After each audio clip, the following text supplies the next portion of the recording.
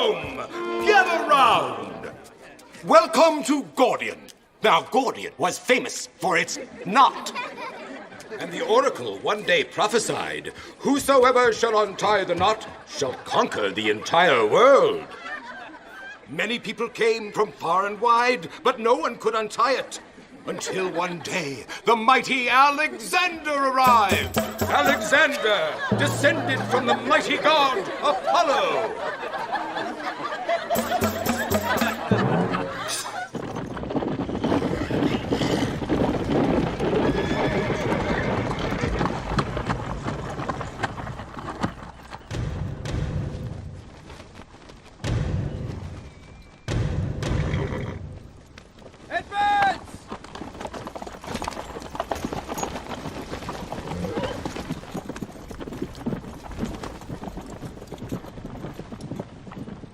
Apollo enlightened Alexander and showed him how to untie the knot.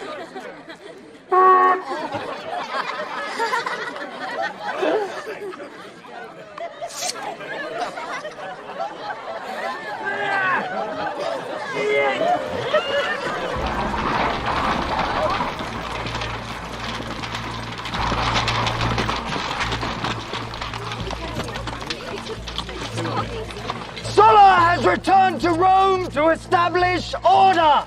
He declares that the innocent have no reason to fear, but that those guilty of crimes against him shall be most severely punished. The men whose names are written on these lists are declared outlaws. They have no rights as citizens henceforth. They may be killed on sight. Anyone who takes it upon himself to kill any of these men will be considered a friend of the state and shall be rewarded with the property and possessions these outlaws leave behind.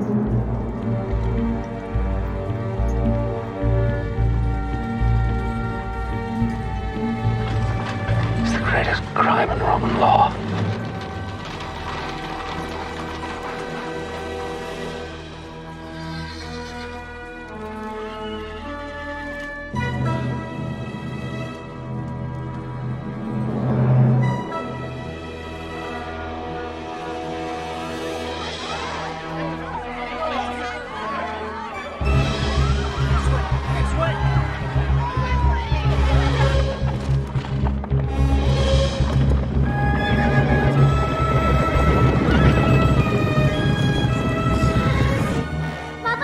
Cornelia? Mother? Where's my wife? At her father's. Grandmother, the soldiers are coming. Julia, stay with her. Sulla is taking the city with his army. He's made lists. Hundreds of people are on them. Are you? No, my wife's father is. Julia, stay in the house. Don't go. Father, where are you going? To get your mother.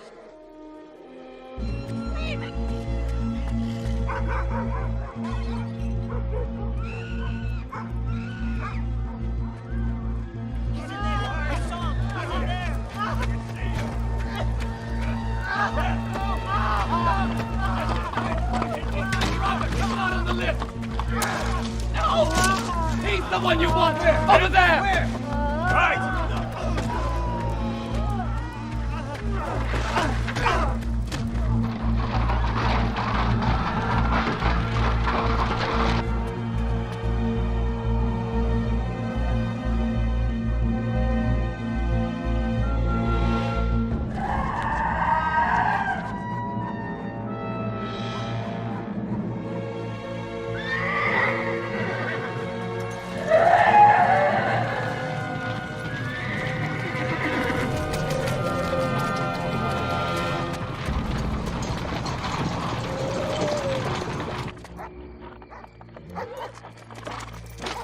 Have you heard? Yes. We have to hurry. Oh, what's the point of running away? Might as well die right here. Please go. She's right, Cinna. You must leave now. Cinna! Hurry!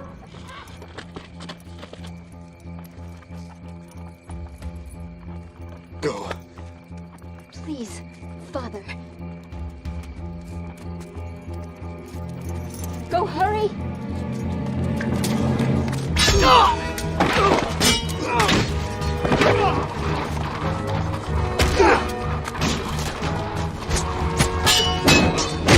Go! Please, Cornelia, run!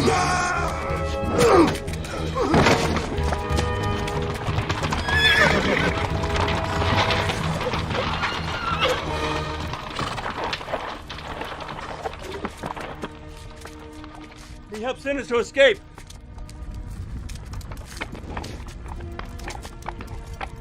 Give me your name. It's César, from the house of Júlio.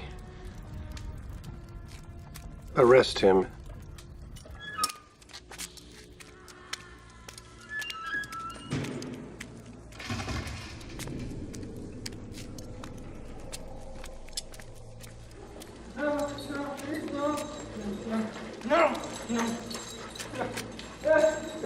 What? No, no! Please, no! No, please, no! No, please, no!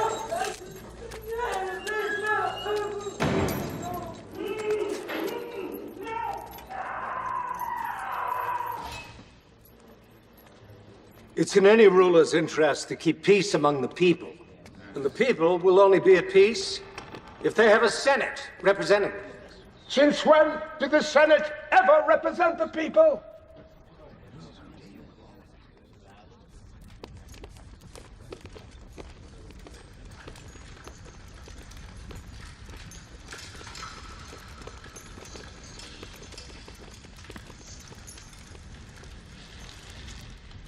Cato, why is your mouth hanging open? You have nothing to fear. You are not on my list. Sir, if I were on your list and it were for the good of Rome, I would gladly die. Well, when you say that, I truly believe it to be true.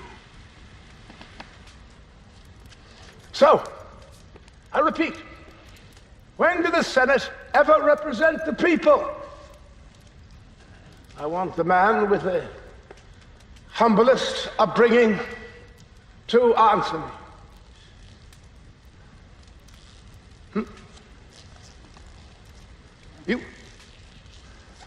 You?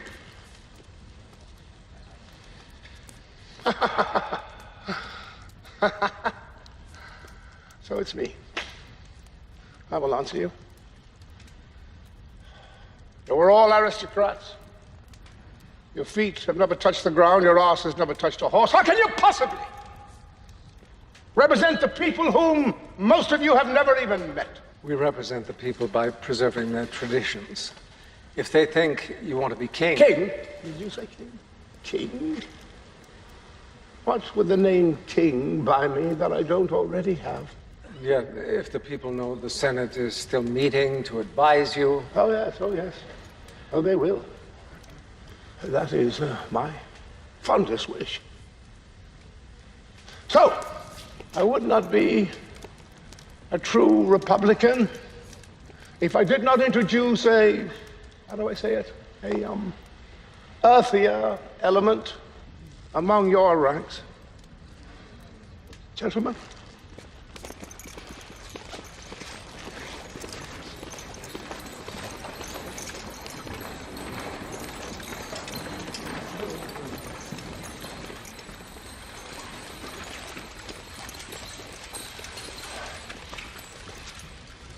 You will continue to advise me and you will continue to debate what is best for the people.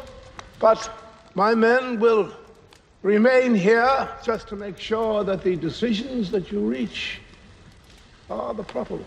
But, sir, is this not counter to Roman law? I have just changed Roman law. I understand, sir. But will something of the old ways be preserved? What Metellus means is not that we would ask you to pardon anyone whom you've resolved to destroy, only that it might have a calming effect if you could make known whom you intend to spare. Oh, come, Cato. You know how alliances change in troubled times. Well, then, perhaps you can tell us who you intend to kill.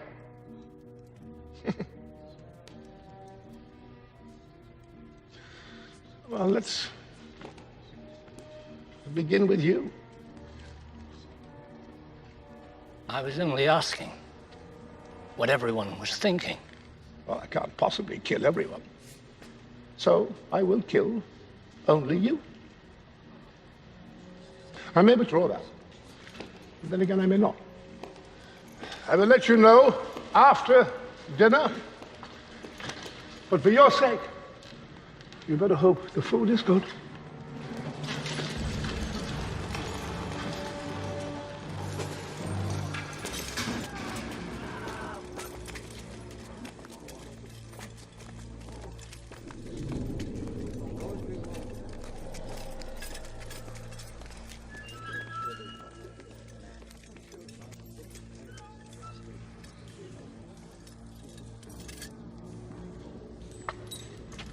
Are you Julius Caesar? Yes.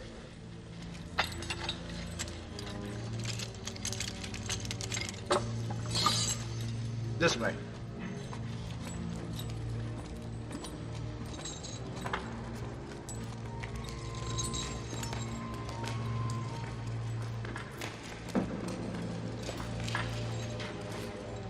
This way.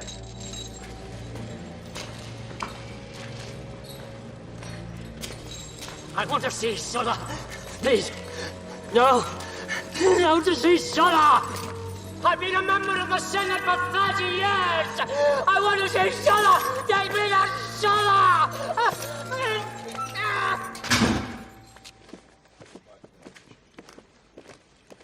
That is not negotiable. Who's this? Julius Caesar. Ah. Nephew to Maria.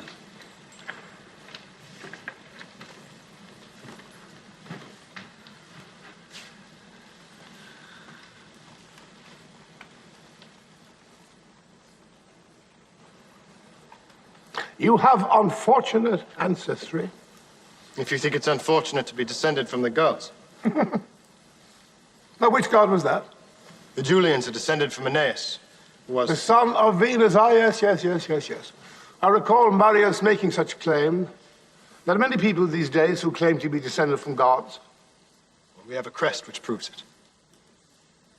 I believe you could have them fashioned in the marketplace for a couple of dinars.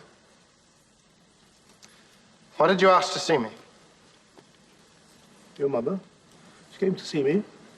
Did she ask you to spare my life, and what, you agreed? Well, I promised that I would consider it. And I'm supposed to be grateful to you? No. She is. We're old friends. You've killed a lot of old friends. Oh, yes. True. True. Old friends in the day become fresh enemies at night. What do you want in exchange for my life? Why do you think I want anything in exchange? Men like you don't give things away for free. I'm not a man without compassion. I will help you if I can. First, you must understand the gravity of your crime. Cinna was my greatest enemy, and you helped him to escape. Did he? Of course not. He did escape my soldiers, only to be killed by one of his servants. My wife? She's well. I leave women to their health. And since you are only the son of Cinna by marriage, I intend to leave you to yours. If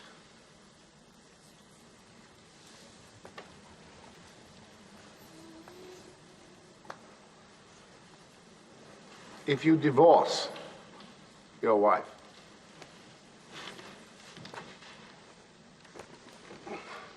Well?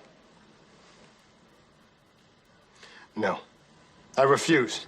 You refuse to divorce your wife, even though it may cost you your life. My wife is my teacher. She's cleverer than I am. She's more honest than I am. She's a more compelling argument than I am, or you are, or your office is. I won't divorce her. That is my answer. Oh, Pompey. What do we do with men such as this? I don't know whether to embrace him or strangle him. I think we should let him go. What? His Uncle Marius was my greatest enemy. He's got 10 Mariuses inside him. Look at his eyes. You want to let him go? It's the ones who smile and flatter you should worry about. He speaks plainly. You do speak plainly, don't you? Always. Now tell me, would you kill me if you could? In an instant. Ha ha.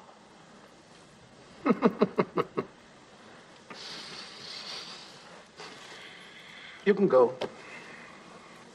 I said, you are free to go.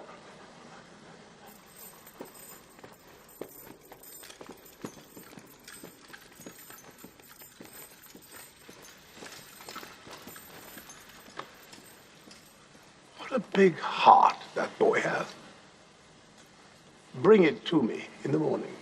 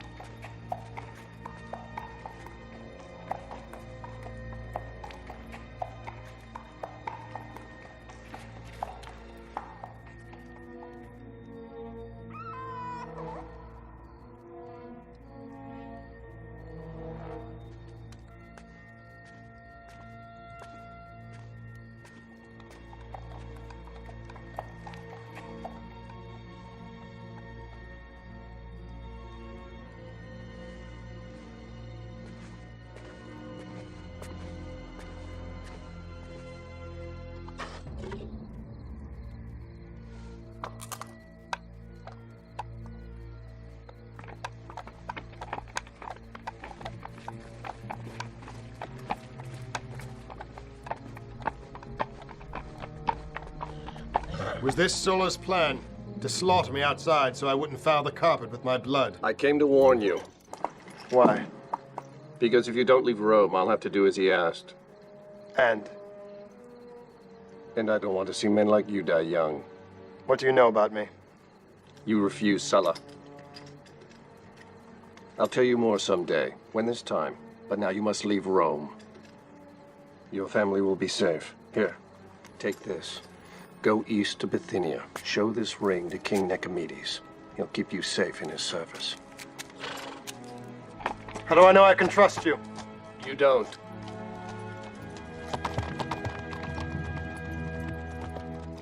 I will not hand my fate over to that man.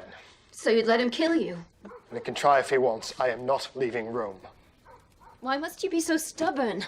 Pompey himself came to offer you help. Why won't you accept it? He is Sulla's man. It could be a trick. Don't you trust anyone at all? Yes. I trust you. Then listen to me. You are not the heaven and the earth. You're just a man. And some things are bigger than you are.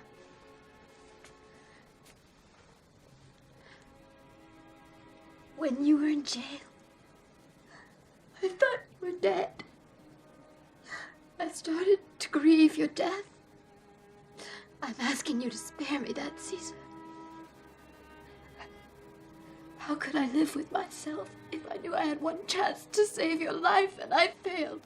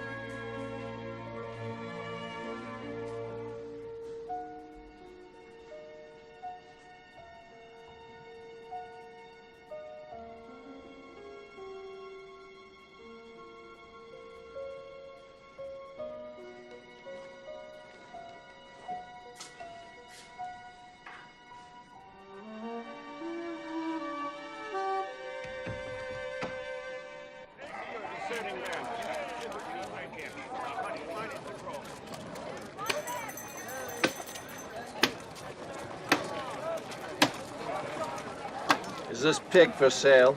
How much will you give me for it? 10 dinars. Oh, that's good money for a swine. He requires carving. Julius Caesar.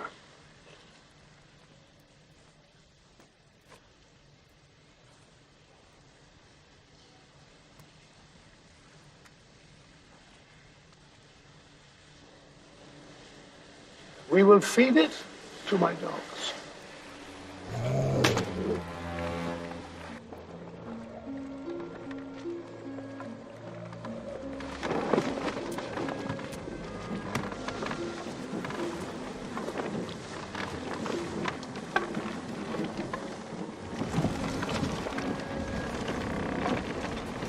That's the coast of Crete.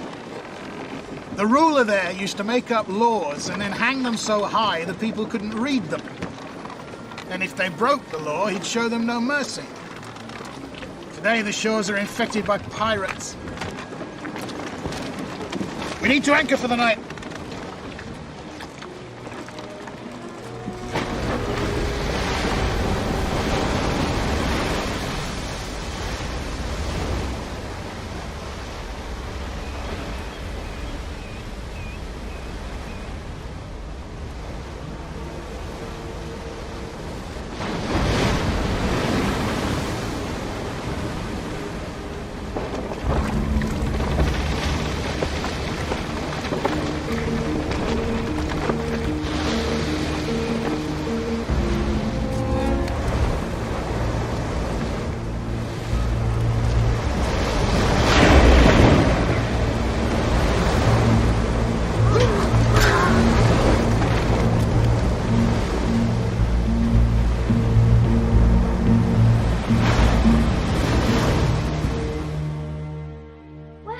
Gone?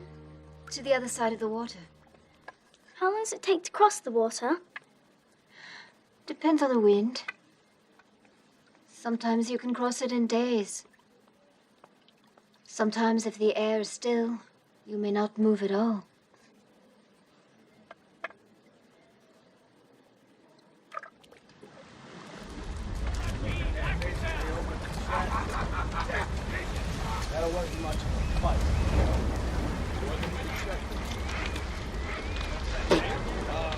You don't like the ropes, huh? We can use nails. That's the Roman way, isn't it? What kind of ransom do you get for a Roman these days? 2 talents. But I'd pay 3 to watch a Roman drown. You get 50 for me alive. And who would collect it? They would.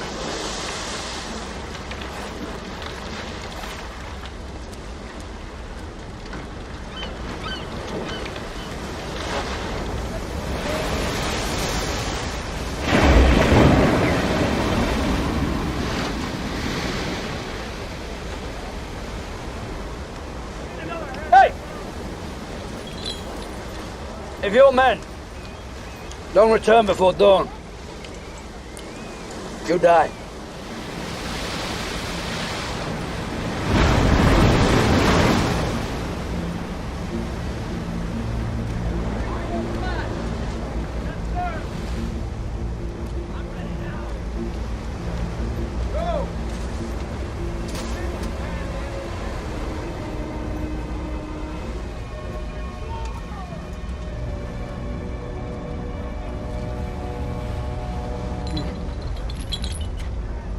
Your time is up, Roman.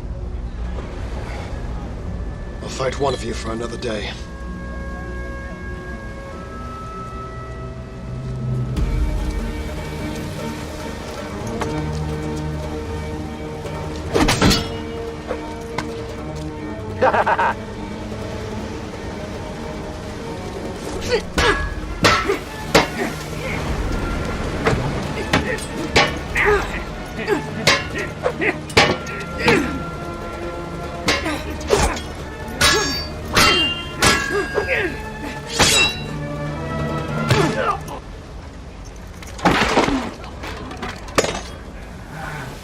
Another day.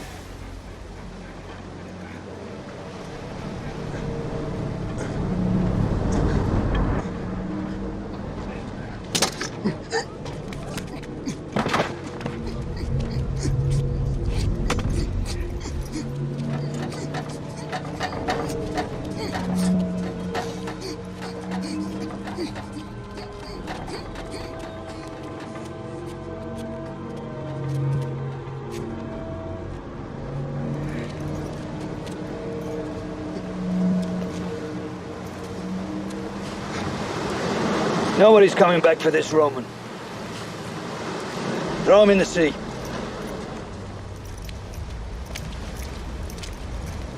Ship!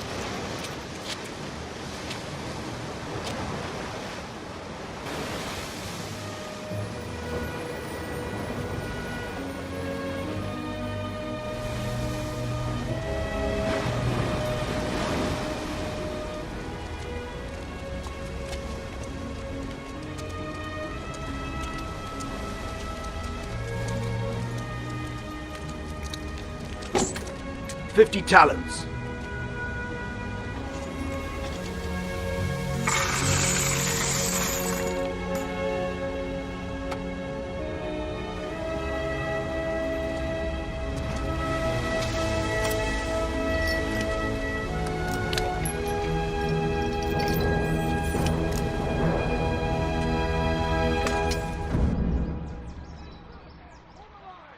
And the money just happened to find its way into your purse. Sir, I never stole a coin from you. And I suppose it was the goldsmiths who just happened to rob me again. Sir, they've been convicted for it. I know how these things work. You share the profits with these men. You pay me well. I would never risk my life for a gold coin. This is the magistrate's testament. The goldsmiths have confessed. Flavius had nothing to do with it. Are you trying to tell me that a man who handles so much gold never put a piece into his pocket? He's been proven innocent. This needs your signet. Strangle him? Wait. He's been proven innocent. But I just disapprove of the verdict. Sulla. He's a good man, and he's here on my introduction. Allow me to vouch for him and to protect him. You can vouch for him all you like. But protect him, you can't. The penalty for theft is strangulation. That Strangle would be him. an error of judgment. My judgment?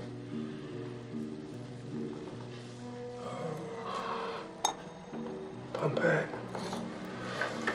you're becoming very critical. You want to rise above me. You're just waiting for your chance. Most men worship the rising sun and not the setting sun. That's how the saying goes, isn't it?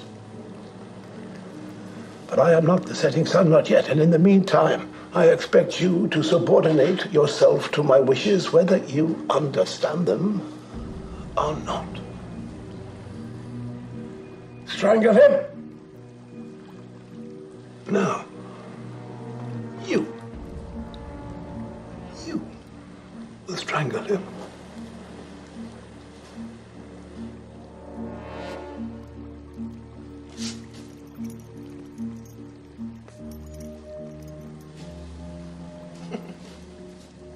No. Did you hear him say no?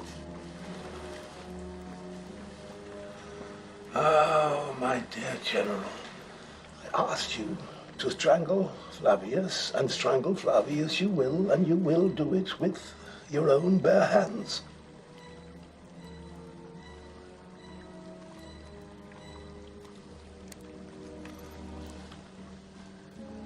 You will strangle Flavius, or you yourself will be strangled. Strangle him! Strangle him now! I will not have my orders disobeyed! I swear to...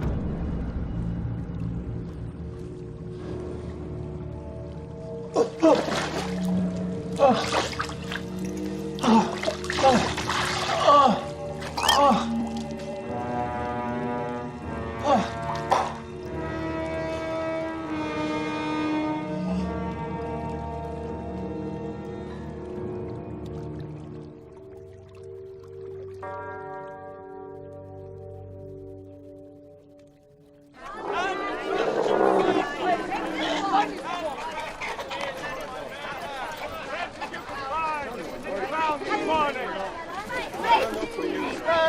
The Prince of Egypt, noble of stature, fit to serve a gentleman such as yourself, sir.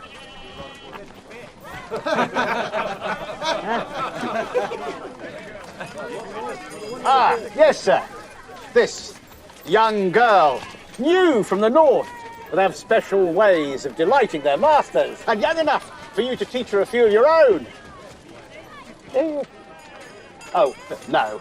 No, sir. He's hardly able to lift a bucket of wine unassisted. He'll disagree with everything you say. He's unfortunately skilled in the arts of the tongue. In what arts of the tongue are you versed? In the arts of Euclid and Aristotle, the arts of verse.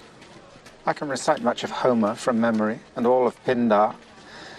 The arts of politics and the state, logic, metaphysics, epistemology, rhetoric and sophistry. Sophistry? Now, doesn't that mean you know how to tell fancy lies? There is great power in ambiguity, sir. But not all men use advantages to wicked ends. Are you experienced teaching the young? Yes. And much prefer it to teaching the old. Why is that? Because they exhibit more wisdom.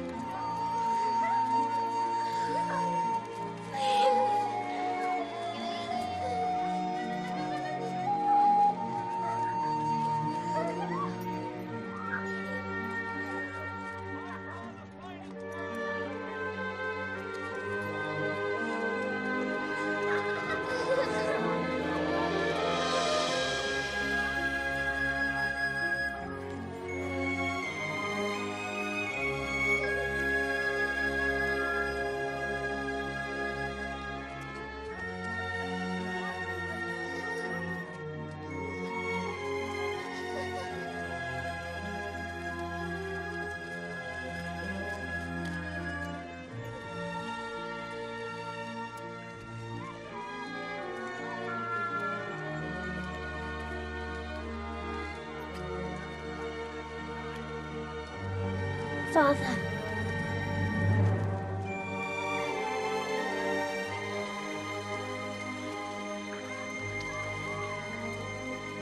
Who are your friends? Portia and Marcus. Don't you remember them? Of course, Cato's children. Just all grown so much. That's our cousin. Brutus. What you reading? Ethics. Aristotle. My Uncle Cato gave it to me. How is he? He's as grumpy as ever. Hasn't changed a bit. Mother. Father, did you bring me anything back from the East? Did I bring you back anything? Yes. I brought you this. Apollonius. This is my daughter, Julia. Apollonius will be your teacher.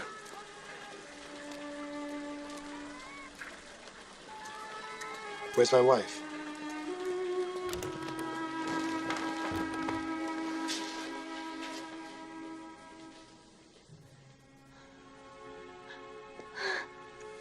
César.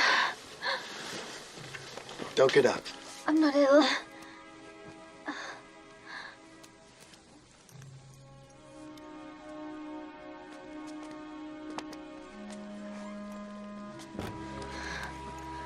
Let me get dressed.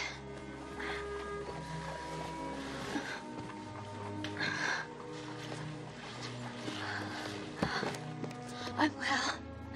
I just stood up too fast. You don't have to get dressed. Let's lie down together. No, we'll eat. Let me just... Cornelia. I always start waiting for you. Stop missing you. And now. Here. This was not supposed to happen.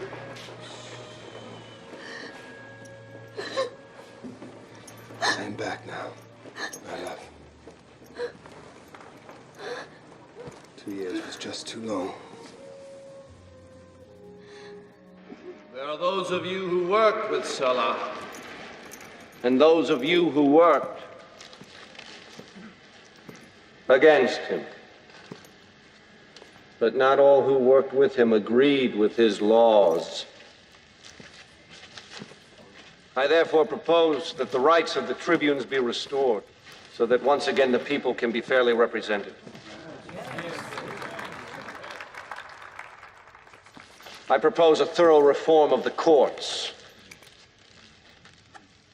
and an unqualified reinstatement of the Senate as the principal body of government.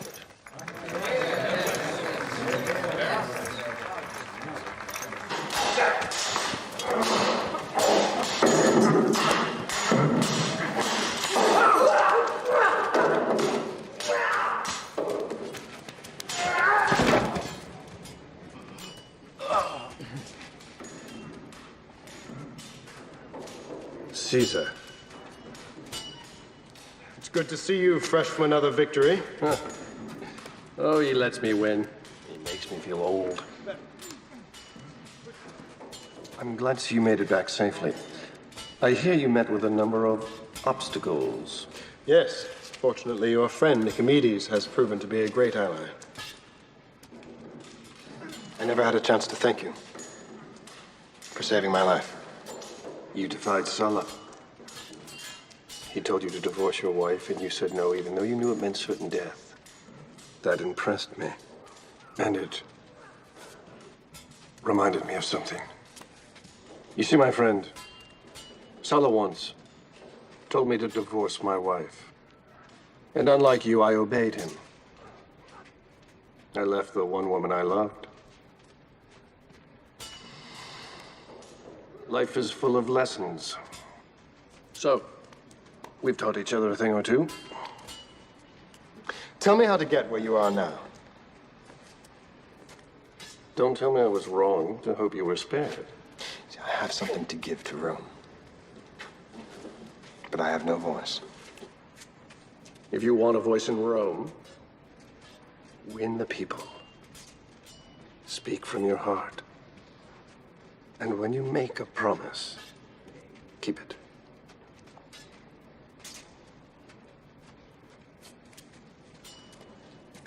Pompey, I promise you, if you ever need my help, just give me a sign, and I'll come to your aid.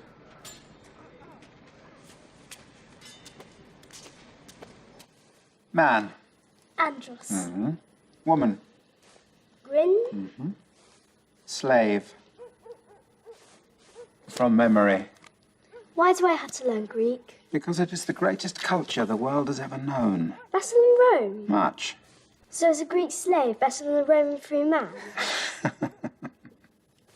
I'm content to be what I am. You can draw your own conclusions from that. But you'd rather be free. Well, all men would rather be free. Because then you could do what you wanted. I can do what I want to do, even as a slave. And some men who think they are free are not free at all. They are bound by their own poor ideas. But if you're my slave, I would set you free. Julia. Father! Don't set him free, I'd have no one to educate you.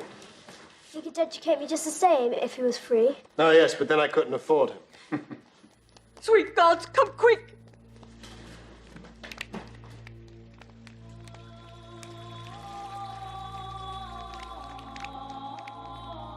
Cornelia? Cornelia? Cornelia? Cornelia, wake up. Oh, please, stay with me. No. Cornelia, please. Please. Oh, God.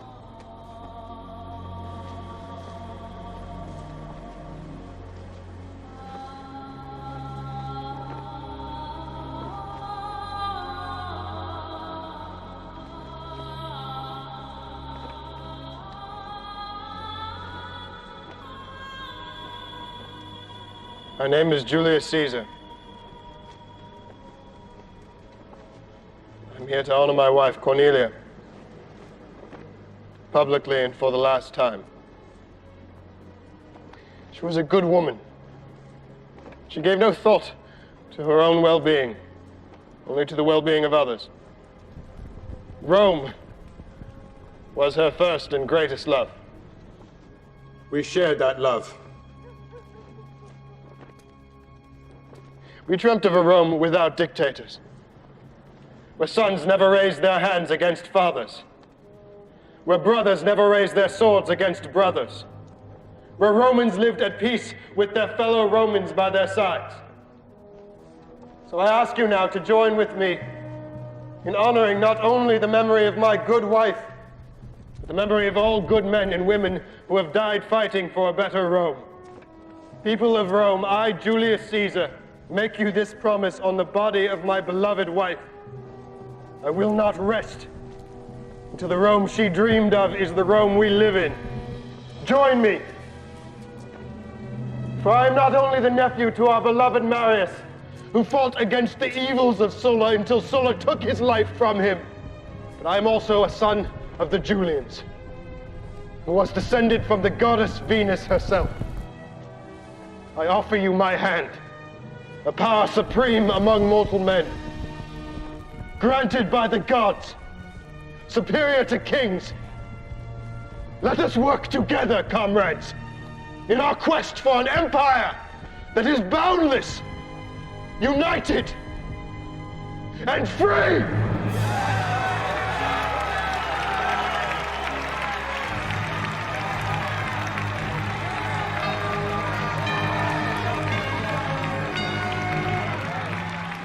We shall have to watch him. Or use him.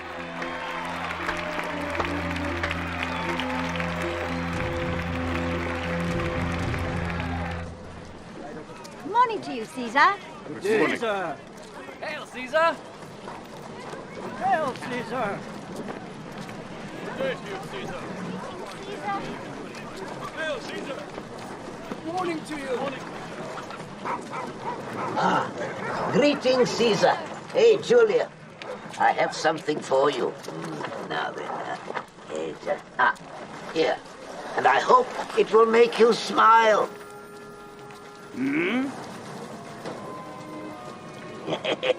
That's the first I've seen you smile in weeks. Then move on! Get away from my stand! Get out of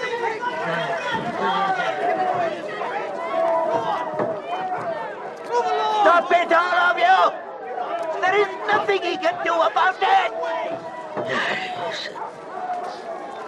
What's happened? The price of bread is tripled. There is no grain in Rome. Why?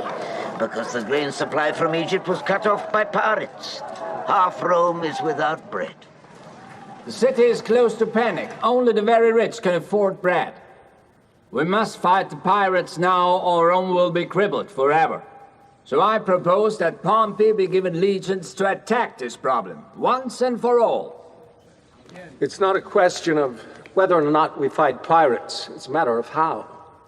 I propose we equip 10 small armies to fight the pirates at different parts of the coast. But the pirates can destroy Rome one troop at a time? The pirates are a bunch of uneducated hoodlums. I hardly think they could withstand a Roman assault of any size. Let's talk about the way things are, gentlemen. Not about the way we'd like them to be.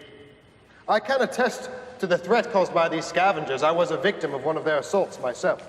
Then perhaps you'll regale us with your sea stories, Gaius Julius, in the tavern, after the work of the Senate is done. The work of the Senate is rarely done. You see, there are not thousands of pirates in our waters, but hundreds of thousands. And not all are rogue bands preying on single vessels. There are pirate admirals, sea kings, with thousands of ships and troops more skilled in naval combat even than our own. Pretty speeches like this won't even cook our lunch. No, speeches do as little work as the Senate. How dare this arrogant newcomer insult this august body? August and plump, bibulous like your own body. Fat from idle chatter and inactivity. Enough, enough, enough! We have a man in our company who can resolve this conflict with the pirates. But do we honor him with that duty? No. I'm with Caesar. We have no bread. Now, are we a great empire, or are we going to be ruled by outlaws? To perform this commission, Pompey will have to be given an army twice the size of the one Sully used to take Rome. Have we learned nothing from the past?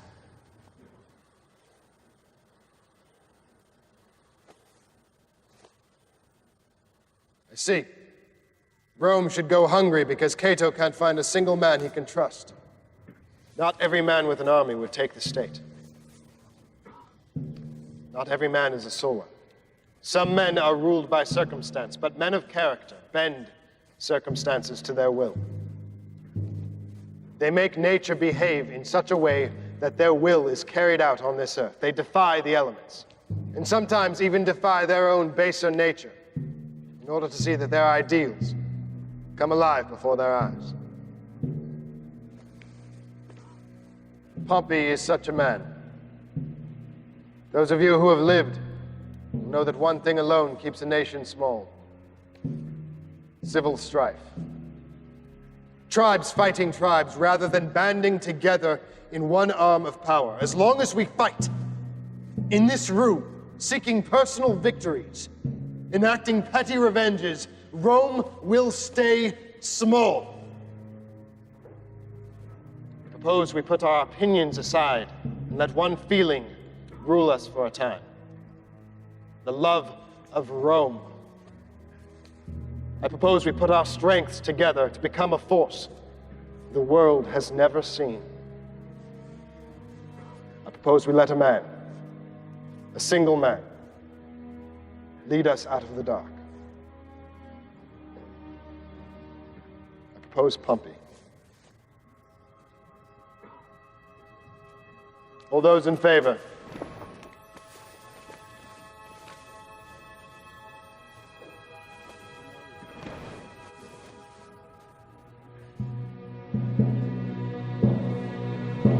Can we come inside? You said we could. Why? There's nothing but a bunch of dusty old senators in here. Is the consul in there? Yes, this is Consul Gnaeus Pompey. And who is this? This is my daughter, Julia, and Apollonius, the wisdom of our household. Well, Julia, your father has just proved to us he'll have my job one day. But don't think it's all fun. Why? Because he'll always have these men around him. They're silly looking, aren't they?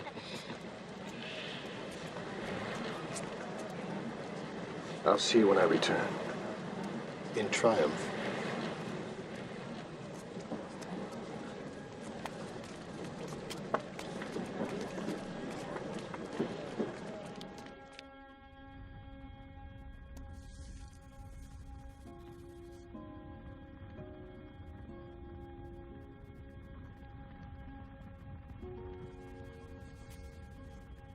Apollonius says that when we die, our soul goes to a place where everything is perfect.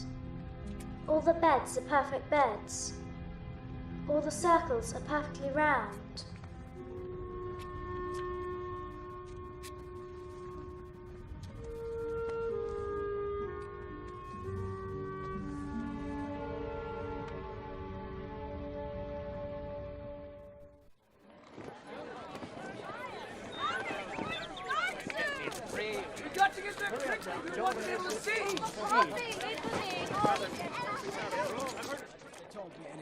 Marcus! Julia! Oh, Julia! Look at you! Brutus, wake up and tell Julia how beautiful she looks. Beautiful. Do you like it? All dressed for Pompey's triumph. Has Apollonius returned? I wanted to talk to him about Plato. No, he hasn't returned. I'll bet he ran off to fight with the rebel slaves. Those rebel slaves are not like Apollonius. They aren't educated men with happy homes. Well, we had a Moorish cook who ran off a month ago. We heard he joined some rebels and that he was made commander. From cook to commander, it's so inspiring. You talk as if it's a game. I don't. Think about it. At least half of the population of Rome is made up of slaves. And what would happen if they all decided to rebel? It would be the end of Rome. Rome had to act. What do you mean? Pompey. He defeated 20,000 of them on his way back to Rome. Well, who's going with me? None of you wants to join the Council of Rome, hmm? No offense, Father, but do you really think we're going to trail along with your lictors around? Rome's greatest general returns, and we want to be free to run and follow Run, him. yes, run. Go enjoy yourselves. Come on. Thank you, Consul. Brutus, aren't you going with them? I wanted to return this to Apollonius. What is this? Ah, yes, Plato's Laws. Did you read it? Yes. Then? And Plato thinks that democracy is doomed to failure. He thinks that a state should be run by a dictator who's become enlightened through experience and learning. I don't think Plato would get along very well with your Uncle Cato. Brutus! Come on! Come on! Hurry and catch up with your friends. You'll have to come along with me. See you at the ceremony. Hurry up! Goodbye, Father. I'm ready. What time? You know what I heard? There's going to be Exciting.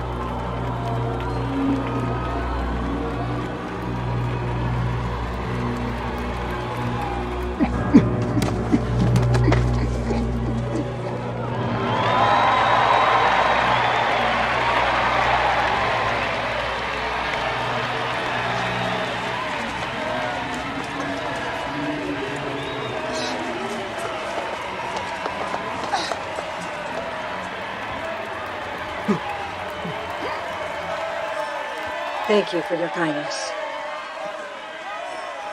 Let me take care of my son now.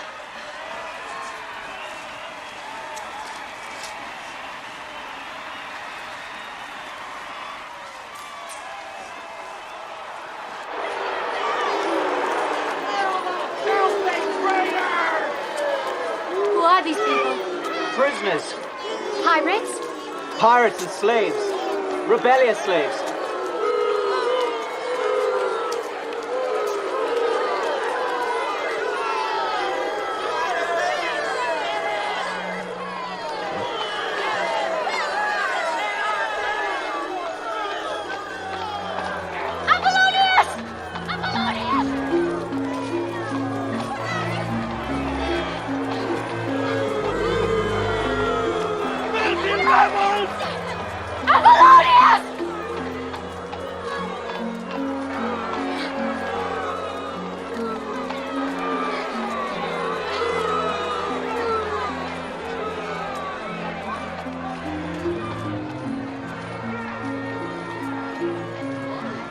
Consul!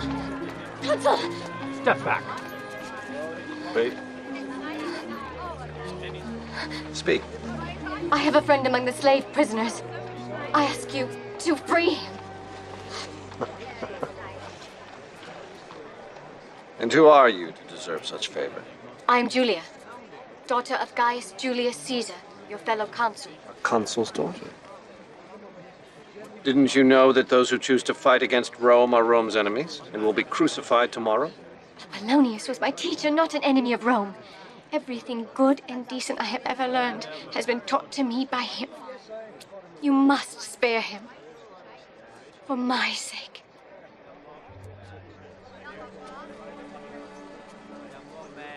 Consider your wish granted.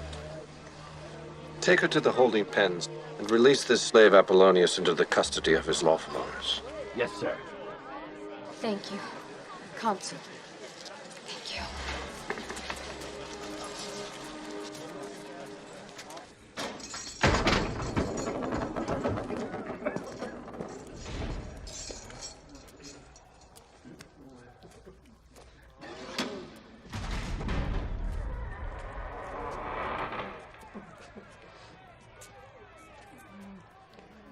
Apollonius! It's Julia.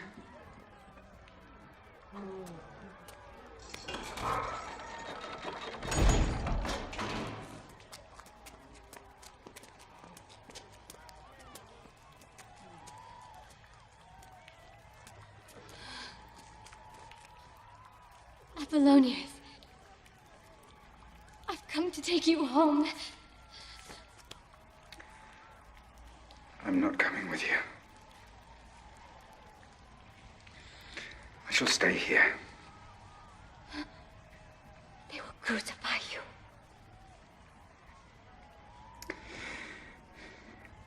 You have grown into a fine woman. Intelligent. Full of everything that makes the Romans great. But I am not a Roman, Julia. I am a slave. You are not a slave any longer. You're free. I am freeing you now. Freedom is not something you can be given. It's something you have to take. I should have done it earlier. You could have been free years ago. I should have asked my father. He would have granted it. But I never thought it would make a difference. It felt as though you were free. I thought you were happy. I was. But it's not happiness I'm seeking. Something else. What? Dignity. You have been good to me. You have been my family. But they are my family now. We both know where we belong. And I belong in there, with them.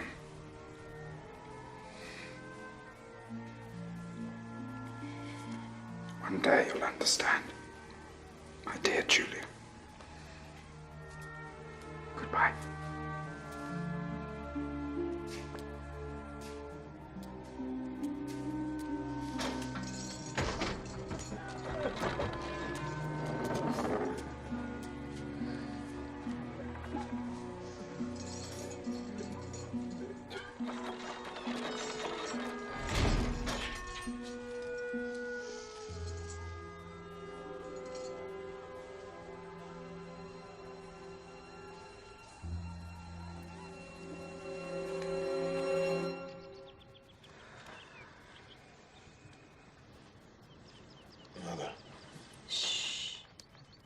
Rest. Something happened to me there. It's an affliction, no more, no less. Your grandfather suffered the same spells and lived into old age. I mean something else. Before it happened, I was watching Pompey. He's been a friend to me. And we speak together easily, like brothers. Yet we couldn't be more different. He's a great army leader. His provinces make him the richest and most powerful man in Rome. Your father wanted you to be a statesman, and now you're a consul of Rome. That would have been beyond his dreams. I need an army. To turn yourself into a Pompey? How would you pay and feed such an army? Your consulship already cost a fortune. Yes, I am consul, and I am broke. The attack today was stronger than usual. There was something else, Mother. This attack was different in other ways. How? I saw something. I saw something at that moment. Not just about myself, but about the whole of humankind. How we keep ourselves small. And I realized I have not been inspired. And as I watched Pompey, I saw that he was not inspired. And he would never be inspired. And I realized the difference between Pompey and me. Pompey has merely done something. But I am for something. I need legions. Pompey has them. He will lend them to me. Why would Pompey do that, diminishing his own power? What could you offer him in return that equals the value of an army?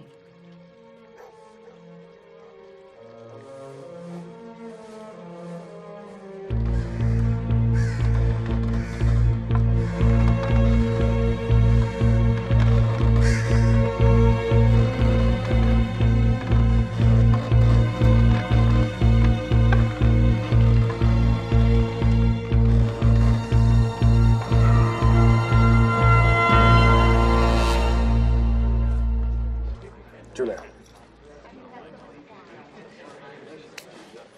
I'm sorry for what happened to Apollonius. I felt great affection for him as well. He's a believer, as I am, in the old ways. We trust in the wisdom of our forefathers and in their laws. And I, Cato, trust in him. Cato, you flatter me. But let us give credit to another man. For I could not have fought a war across the sea without knowledge that Rome was in safe hands here at home. And for that we owe a debt of gratitude to my friend and fellow consul, Gaius Julius Caesar. Hail Caesar!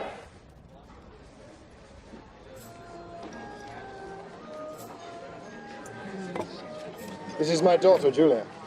Yes, I know. We've met. It would honor my house if you would give us a recitation. Not in front of so many people. You've done it in larger groups than this. Father, I assure you that I am not prepared for it. Come. Come. The daughter of Caesar will recite for us.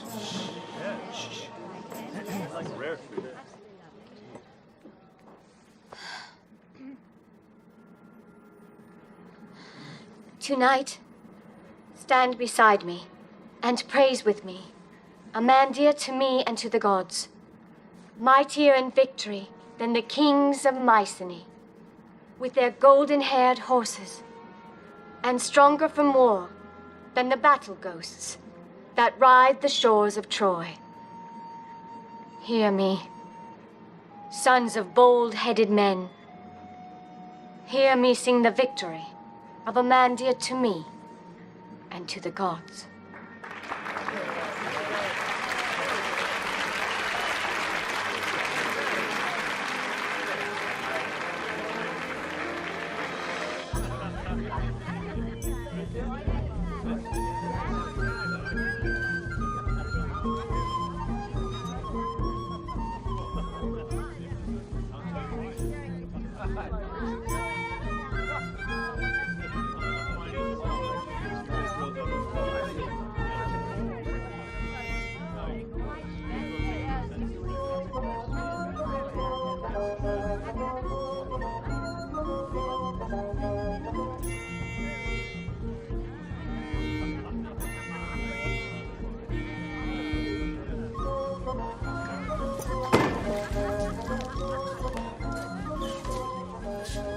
Well, This is really nothing. no, it's not your fault. I'm not sure whose fault it is, but I assure you I will find out and he will be punished severely. Thank you, Counsel. You're very kind. What's your name? Calpurnia. From which house? Lucius Piso. I'm sorry for staring. I thought perhaps we'd met somewhere before. Would you like to eat together? I'd be delighted.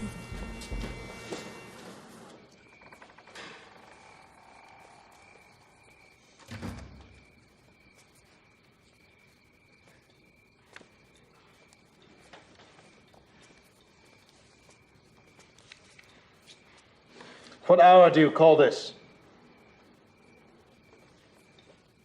I think it's known as the 5th hour. Yes, the sun is coming up. You're right. I was out with him. We drank and ate and had entertainment. He cares for me. Oh, yes, he's twice your age. And your friend. Remember? Yes, he is my friend. I just want to know if he treats you with respect.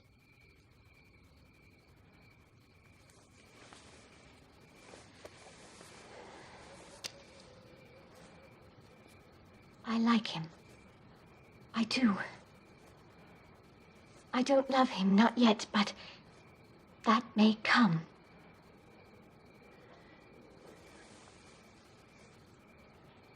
Why are you behaving in such a manner? He's consul. He's the first man in Rome. He has legions.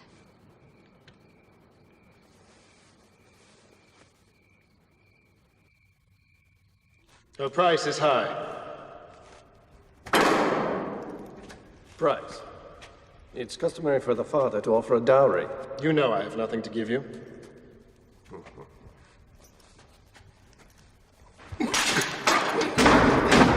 I accept. I want a commission. Gaul. Gaul? It's taken. By Cassius. I need a victory in battle. You're not experienced enough in warfare, and you need legions! Your legions. She's all I've got. I want 50,000 for her. Talents?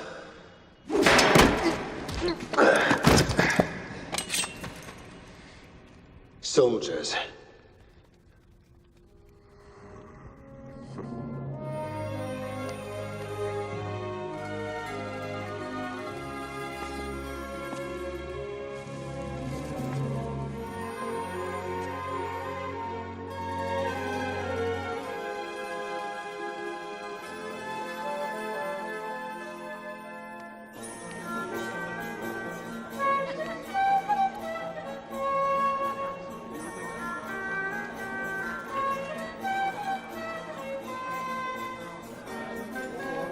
How could you do it? How could you take my commission away? Because I think Caesar's the right man for Gaul. But I've already put myself to considerable expense preparing my men. And you'll be reimbursed. What? And I'll propose that you look after the garrison. The garrison? This won't do, Pompey. You didn't even put this before the Senate. You exercised Let's not talk business at my wedding. It may tempt bad luck.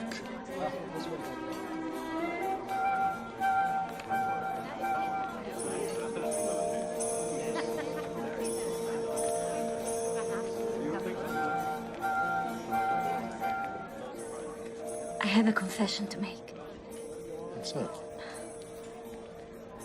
We did meet before. Or rather, I met you, but you didn't meet me.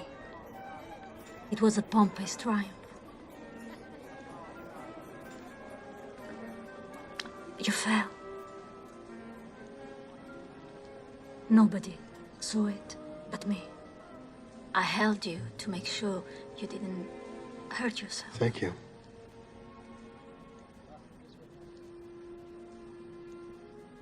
It shames me. I never know when it's going to happen.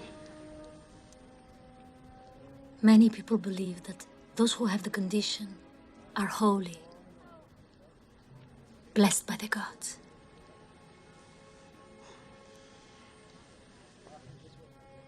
Perhaps.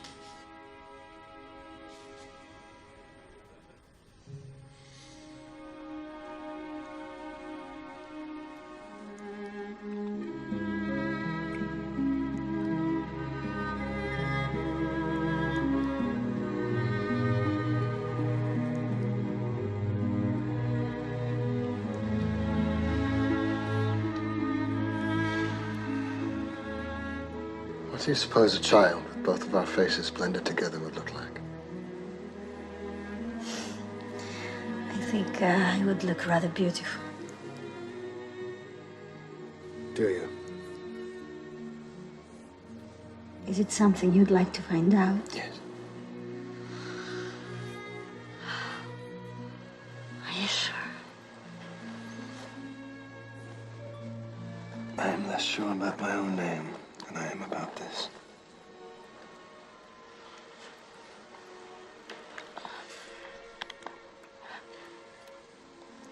I am terrible around the house. We have servants. I'm not one for parties. I go to bed early. I'll follow you.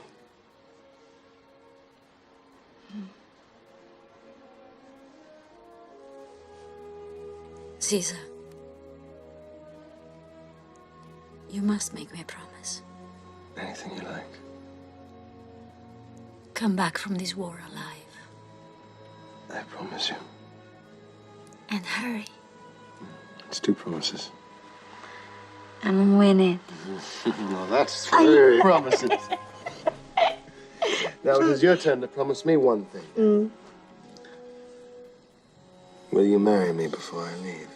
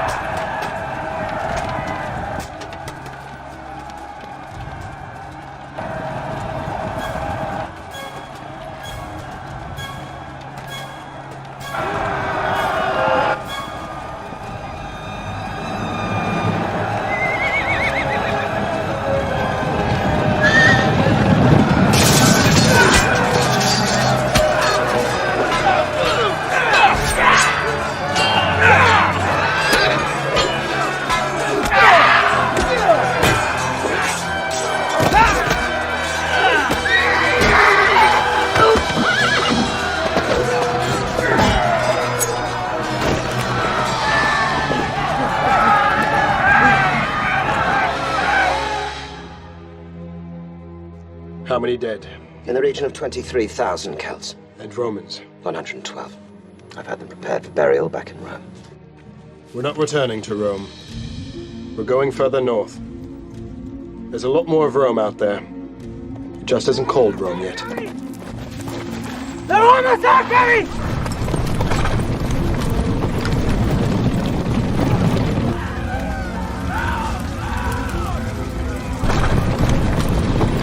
We must tell Caesar to retreat. What I gave to Caesar, I will not revoke.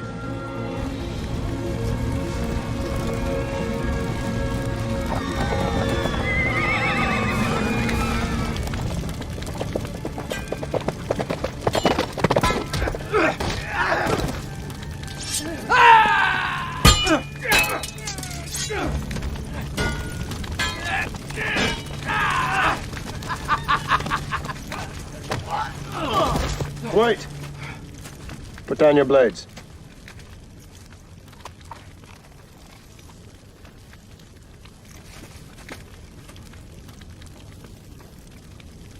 Why have you come here? This land is ours. You have no right to be here. What is your name? Vercingetorix. You stayed to fight alone? This is my house. I've built it with my own hands. You'll burn it down.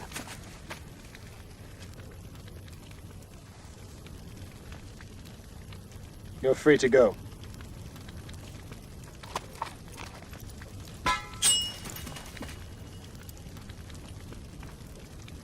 Give me a horse.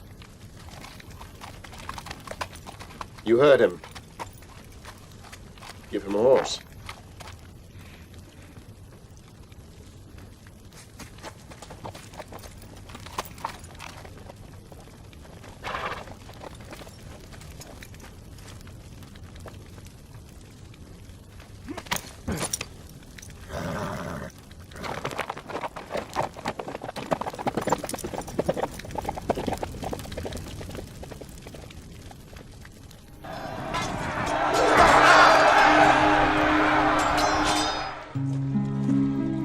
My dear César, the people speak of you with admiration.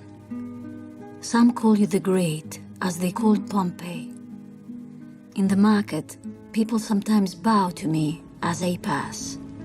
It will also delight you to know that a marriage that began as an advantage has blossomed into romance. Watching Júlio and Pompey together delights me and saddens me that you're not here. No one could be prouder to be your wife, César. But after so long without you, I fear I'm getting used to my solitude. Come home soon, my darling. Until then, I will be waiting. Caesar has killed 300,000 Celts. He attacked peaceful villages. Villagers who pay taxes to the Roman state. It's beyond toleration. This is how you thank a great Roman general? Caesar sent 100,000 slaves back to Rome.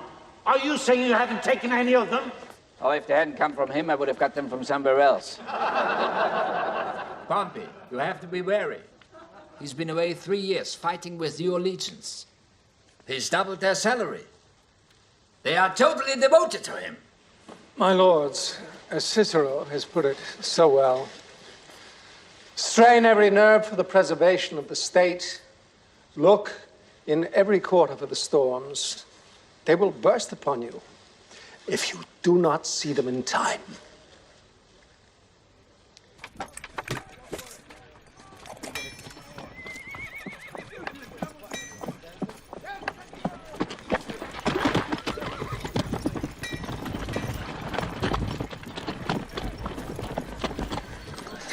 I've just remembered who he is. What are you talking about? That man!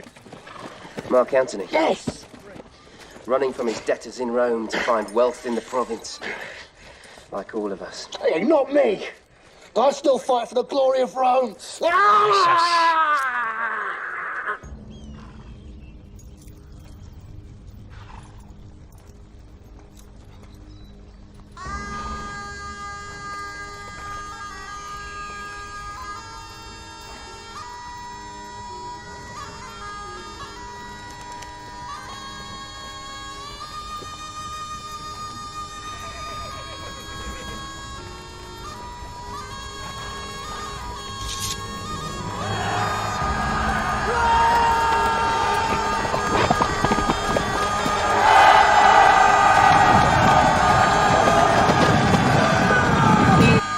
Cavalry's been attacked. By who? Gallic tribesmen. 14,000 dead. 14,000? And many more wounded. They've united under one leader. His name is Vercingetorix.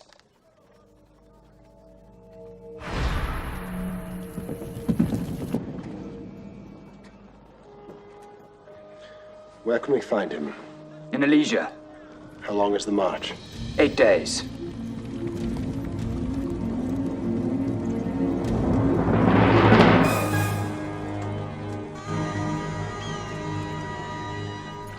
Vercingetorix is in there with 18,000 of his men. It's the most invincible stronghold in Gaul. We'll never break it. Well, we won't have to break it. We build a wall around their city. We'll trap them inside and starve them. Nobody's ever built a fortification of that length. Then we will be the first. Let's not waste time.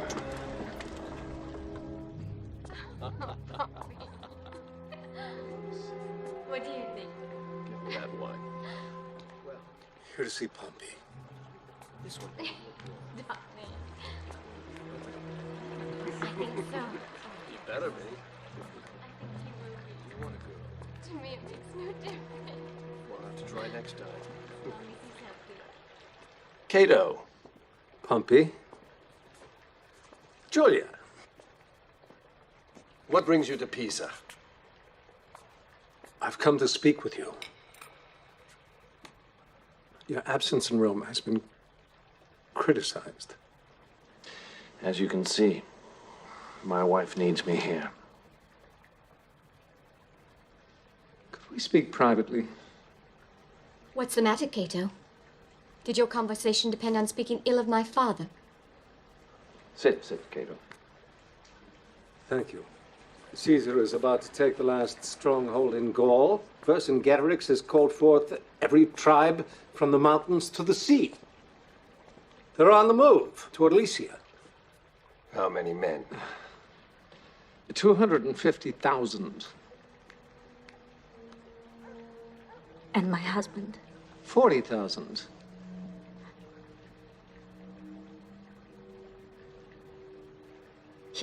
He will survive. He has survived these many years. He's never been up against so much. Is this true? Will my husband lose this time? Well, no one knows the outcome of war. You're consul. Pompey, do something. If Caesar wins this battle, He will become the next Sulla. That's what you were going to say, wasn't it? That if he wins, he will become the next Sulla. Why are you worried, Cato? You said he doesn't stand a chance against the Gauls. Why call him back? Why not just leave him there to fight this battle to his own death? If you leave him there, your next Sulla will extinguish himself. You're waiting for my husband to fail, aren't you?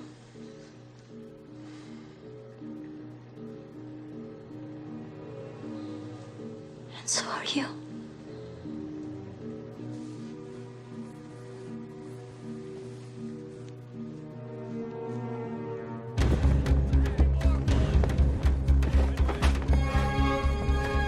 My dear Calpurnia, I'm doing everything in my power to make sure I come home safely to you.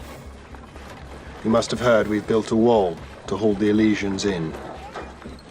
What you may not know is that we've built a second wall as well, to keep their allies out.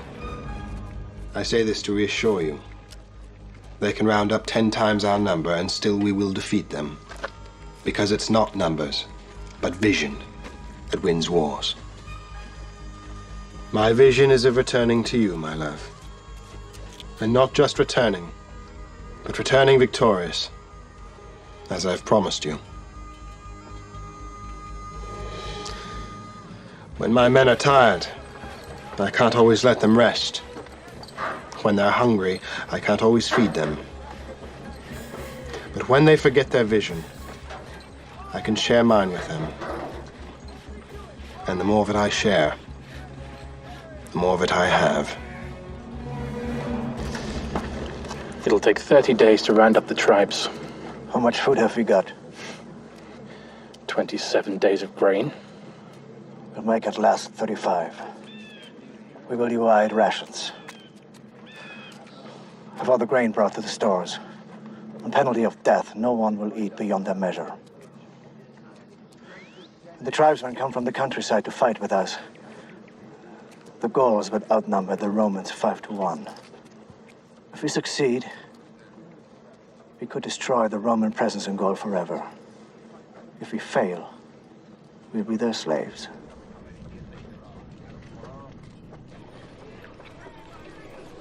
In the evening, we take our leisure, tell stories about the city and our families, or just eat in silence after our hard day's work. The men do work hard, but there are worse things than hard labor. Waiting is much worse. Waiting is the hardest part of war, my dear wife. Most of our men would welcome the cry of battle over this dreaded silence, and would fight an enemy we could see, however great, sooner than fight the one in our minds, which goes on killing forever. The real enemy is almost a comfort, I sometimes think as I look up the hill to Elysia. They're just like us. They have courage like us. They're dying like us.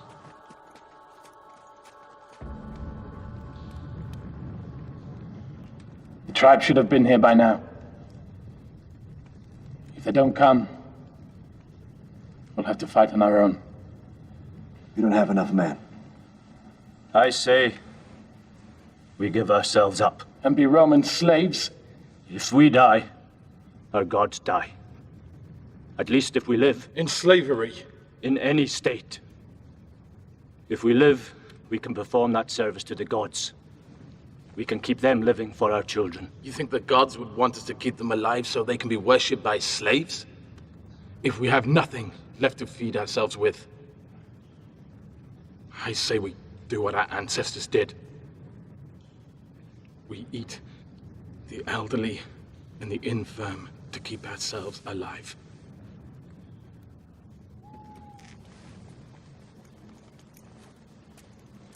We won't eat our own people. There's enough food left for several days.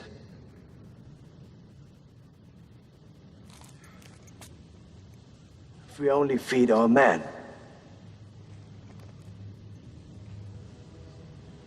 There's a way we can compromise the Romans. Weaken them.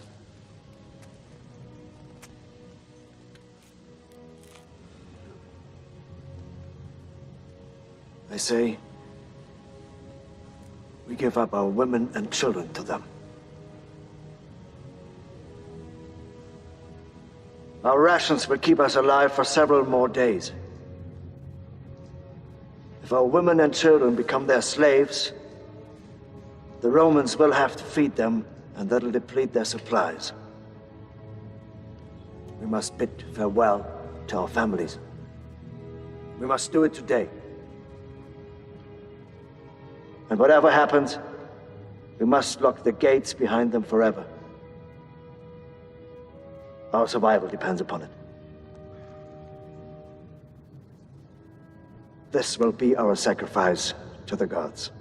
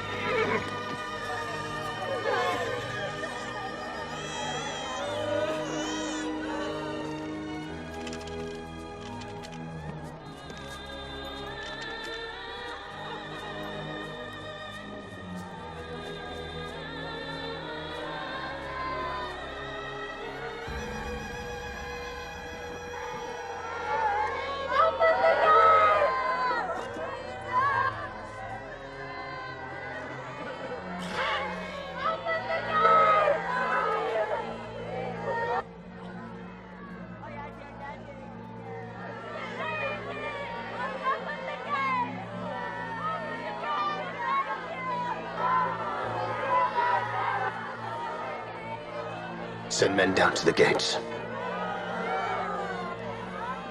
Bolt the gates. And double the guard.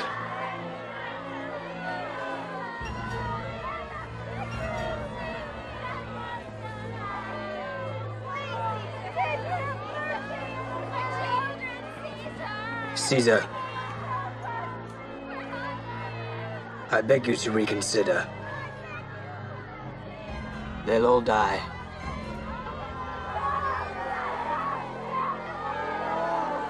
I will not starve my own men to keep the enemy alive.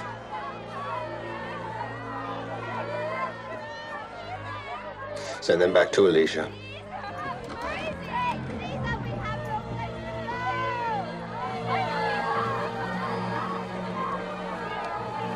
Go back!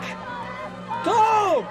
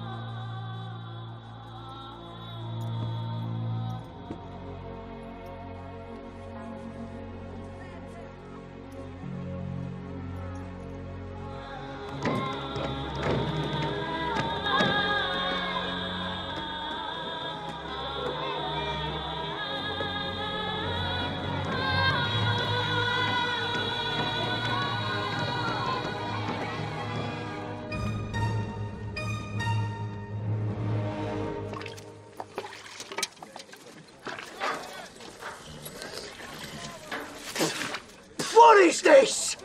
Soup? This is not soup.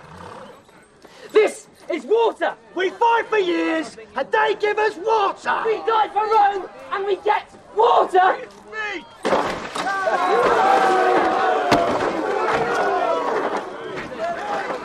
Stop! No!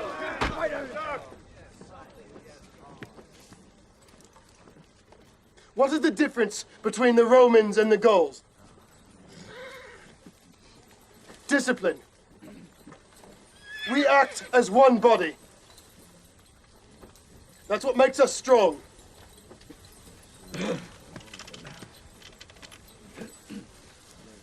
You think I eat well?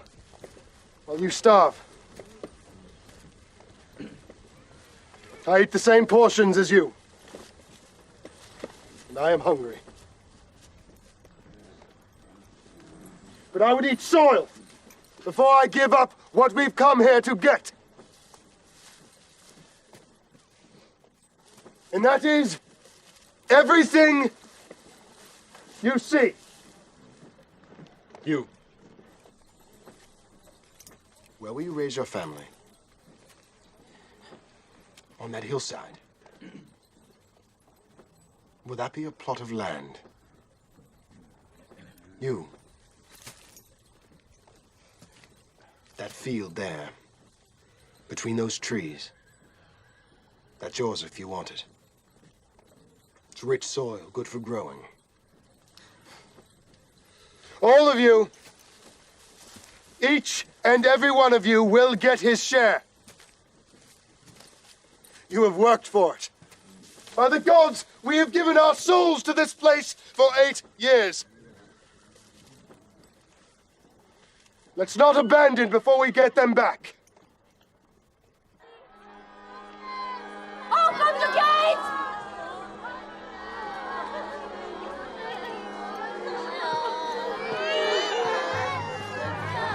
I told you before, and I tell you again, this war of Caesar's is a crime. He's waging war on behalf of Rome. We commissioned him to fight the Gauls. Not all of them! He started fighting the insurgents at the borders and moved on to murder peaceful Roman allies, Gauls, who pay taxes and tribute to Rome. I fear the gods, gentlemen. Caesar is not Sulla. He's not fighting the Romans. He's fighting the Gauls. He's not threatening us. We are threatening him. When Caesar was consul, how many times did he push through a law without having it ratified? He has no respect for us. Something had better be done, and right away. I propose we do nothing at all. Cassius. You say all of Gaul is rallying against him? He can't possibly win against such numbers.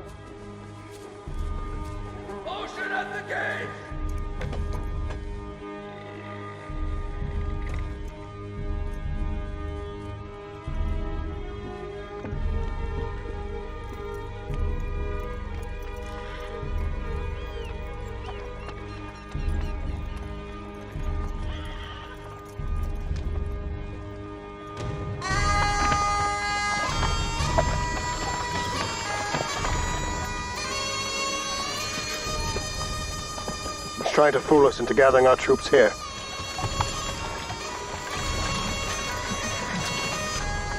How do you know what he would do? Because it's what I would do.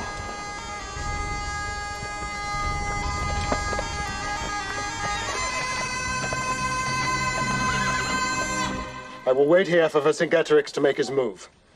His men are too weak to attack our main camp. He will move his cavalry here and try to break through the inner wall, while his allies attack from the outside. We cannot let these two forces join together. If they do, we will not survive.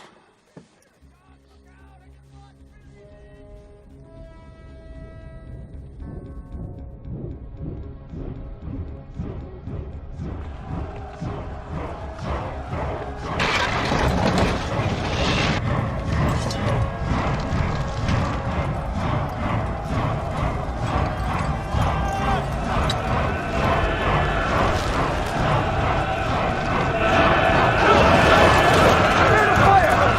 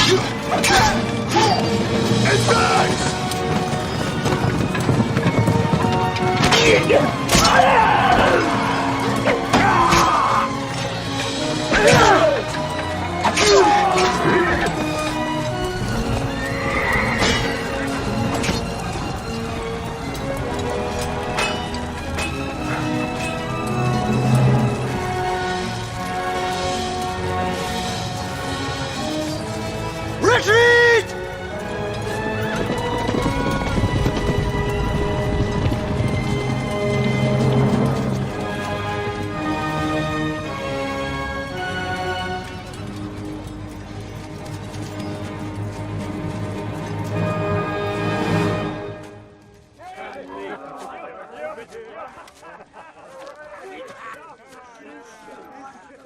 Try one, try the other. What can you do?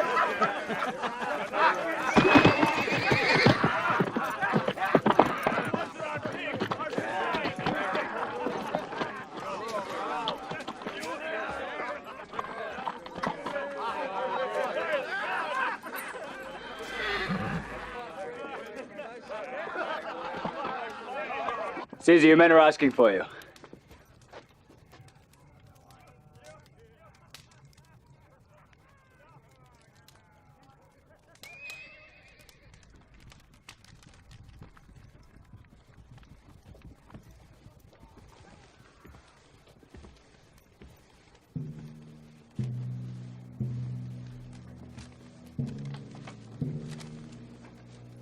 It is with great sadness that I write this letter to you, my dear husband. Your Julia gave birth early, and she suffered some pain in doing so. The doctors were there and did what they could to ease her suffering. The child was a boy, but frail. Their efforts could not save him. He looked like you, César. There was nobility in his face. Your daughter struggled to sustain this tragic birth, but in the end, she could not. Pompey has kept himself from the Senate, preferring instead to pass time in no company. He walks around the graveyard again and again, keeping fresh garlands on her tomb.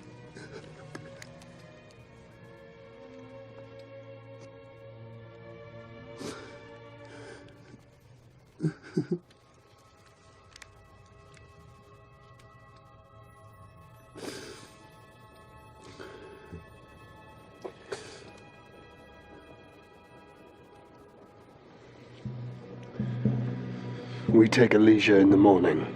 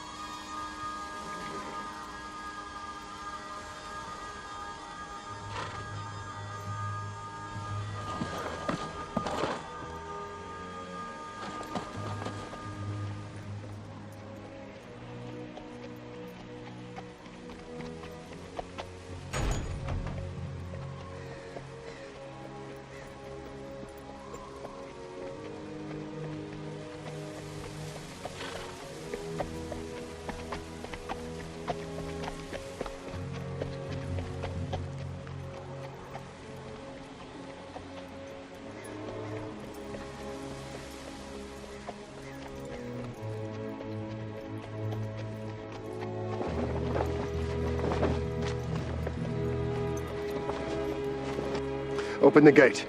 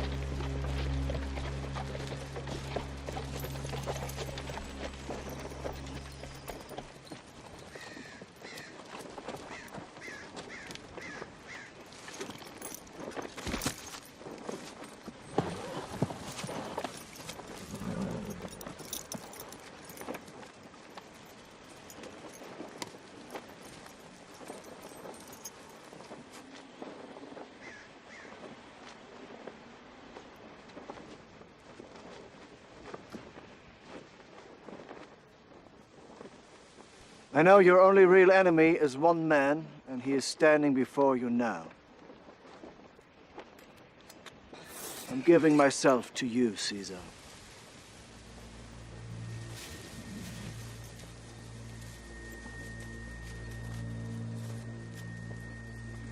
Our women died for us. I give you my own life so that you may let my men live.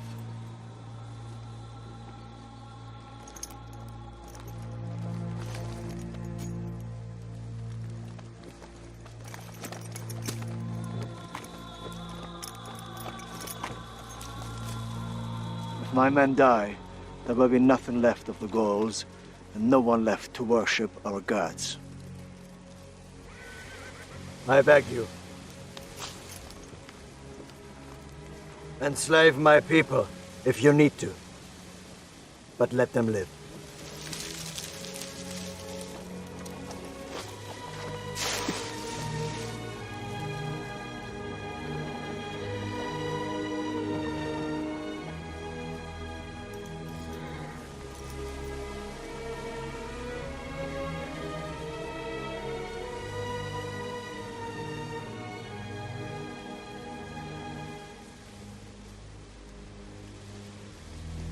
Men will live.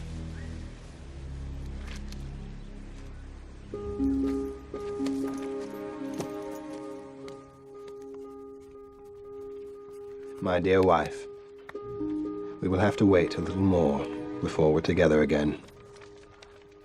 You see, there are those in Rome who would have me branded an outlaw.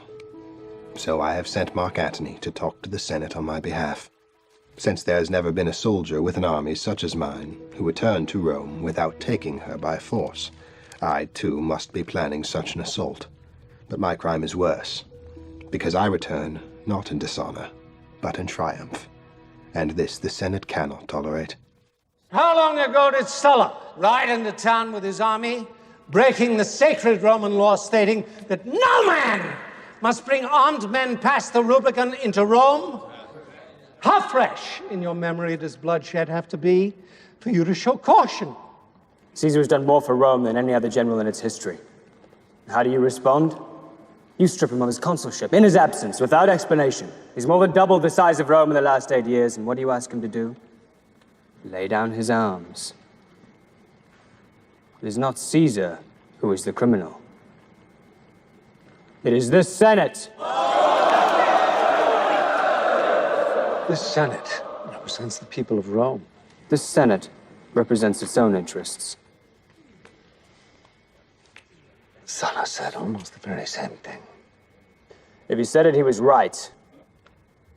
But the difference between Sulla and Caesar is the people feared Sulla. Caesar they love. You know nothing of the people's feelings.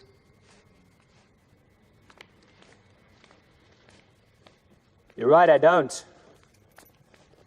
Let me ask them.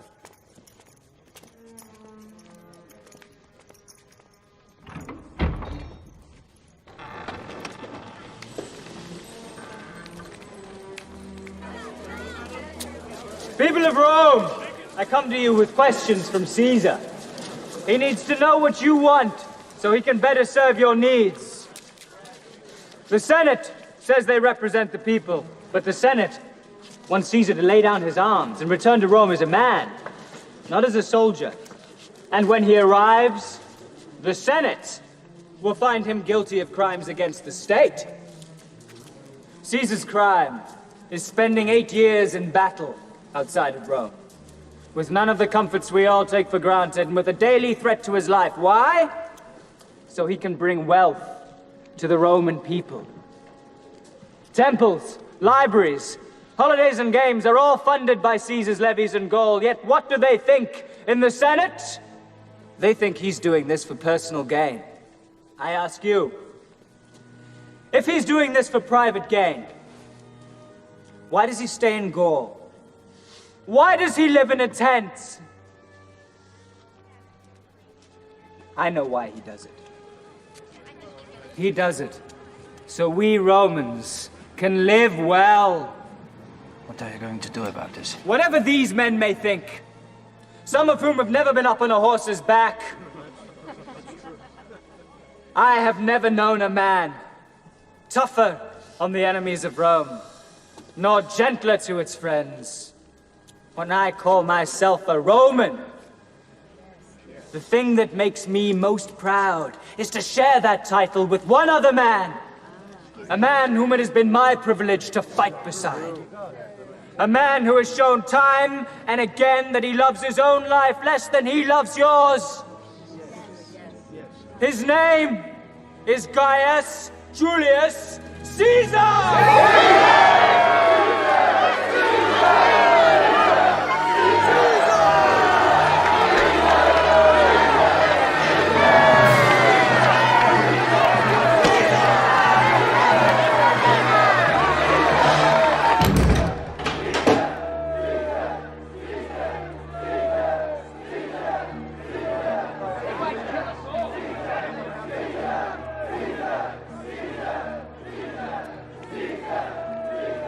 We must do something, Pompey. Caesar could march on Rome at any time. I'm not going to wait for him to come to us. I'll gather our troops and attack him before he sets foot in Rome. I'm going to wipe him and his legions off the face of the earth.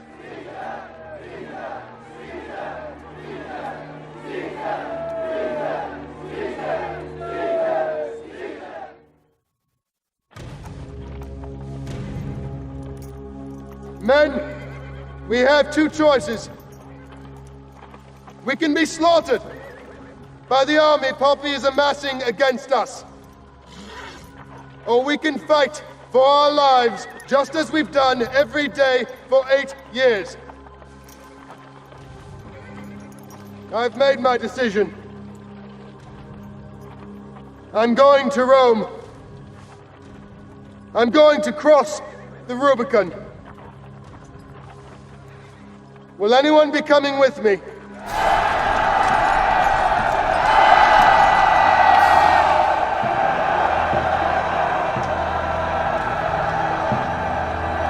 To Rome! Let the dice fly! My legions from Spain should sail to Ostia from the west. The Thracians will come to us from the north.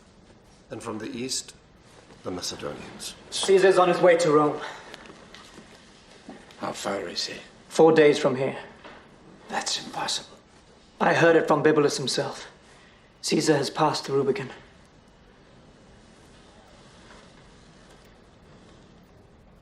We must leave Rome. We cannot defend it without troops. We'll go to Greece. We amass what strength we can, and then we take him in Rome itself. I only hope we don't arrive too late and find the bodies of our friends on the Senate steps.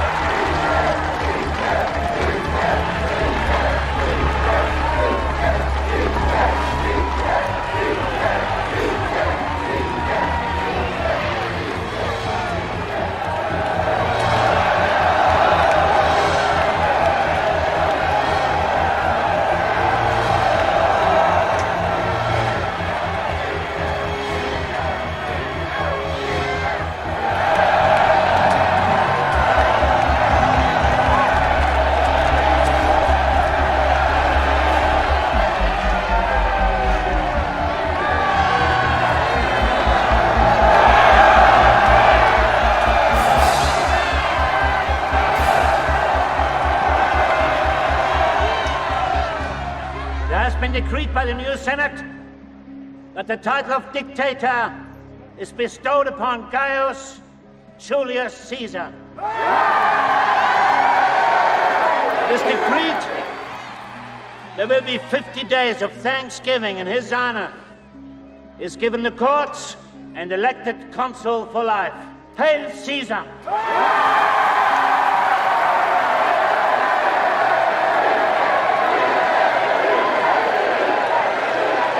You treat me as a king. But I assure you that is one role I shall never adopt. For I am Caesar and only Caesar. It is for this crown alone that I conquered Gaul.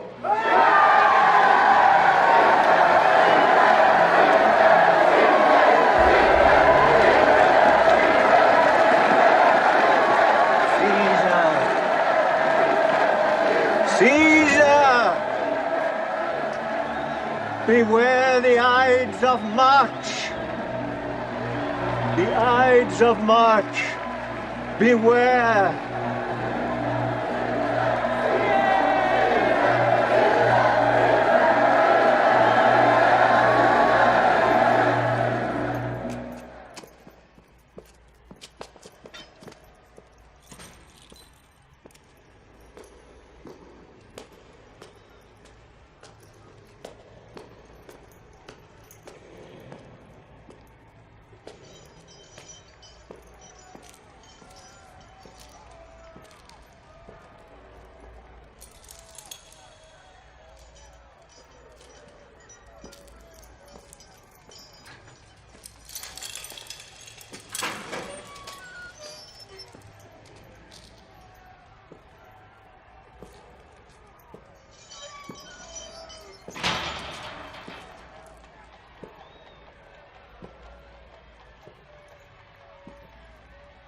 The men and women of Rome are crying out for your head. For a moment, I saw them as you do. You don't know how I see them. I was disgusted with them. How do you keep your purpose clear in your mind? When I met you in your village, I could see that you had your purpose clear in your mind, and it was pure. I can see that it hasn't changed. What did you do to preserve it? You want to know? Yes. I only fight my enemies. You think we are similar, don't you? That's why it pains you to see me die. But we are very different, you and me. I know when it's over, or when what's left isn't worth having.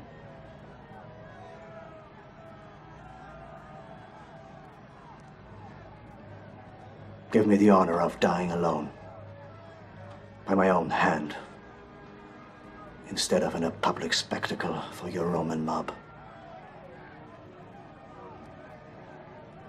I have to do what the people want. I have no choice. I thought power gave you more choice, not less. Listen to them. Do you hear that?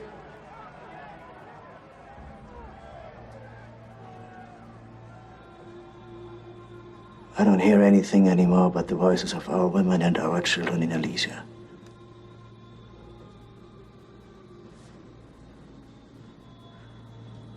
I can hear them when I'm asleep, and I hear them when I'm awake.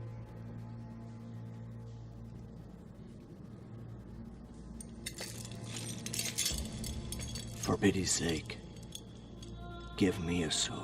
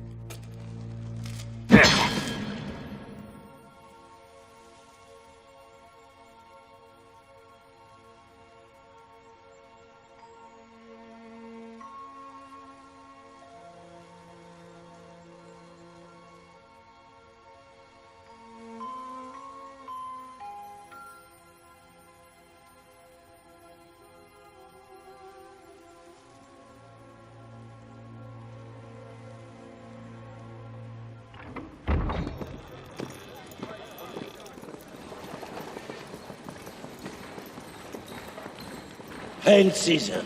Hail Caesar! The ranks here are depleted. Our men will be joining you. How shall we explain to the people? These men have become senators. They haven't been selected by the traditional means. The law has changed. And keep in mind, the people trust my judgment. You will be joined by my finest men. I've spent 8 years with them in Gaul. I must leave for Greece to fight Pompey. I'm leaving Rome in Mark Antony's capable charge. Do we have no say in this? I don't want to distract you with bureaucracy. I'd rather leave you free to argue matters of the state.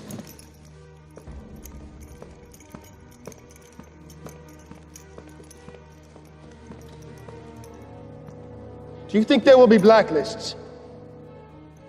There won't be any lists. Sulla killed his enemies. I forgive mine. Good day to you, gentlemen.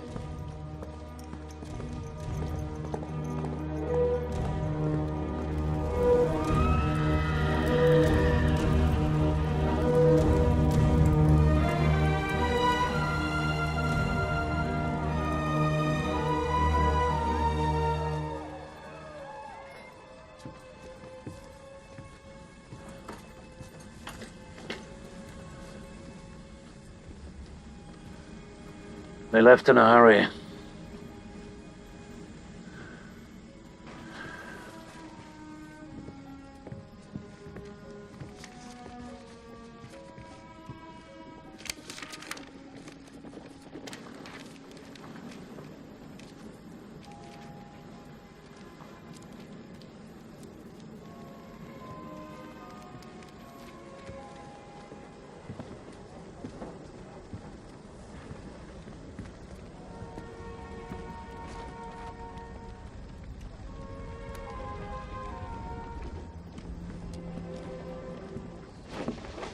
Attend to Caesar!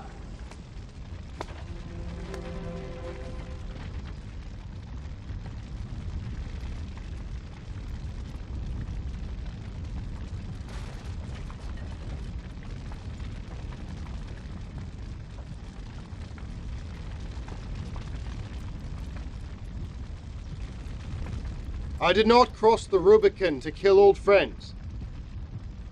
I did it to protect myself against my enemies. I'm hoping we can secure ourselves through mercy and not through vengefulness. You're all free to go. And so we owe our lives to Caesar. Did you say something, my old friend? I thought I heard you speak. I'm grateful for your clemency. Brutus, come dine with me.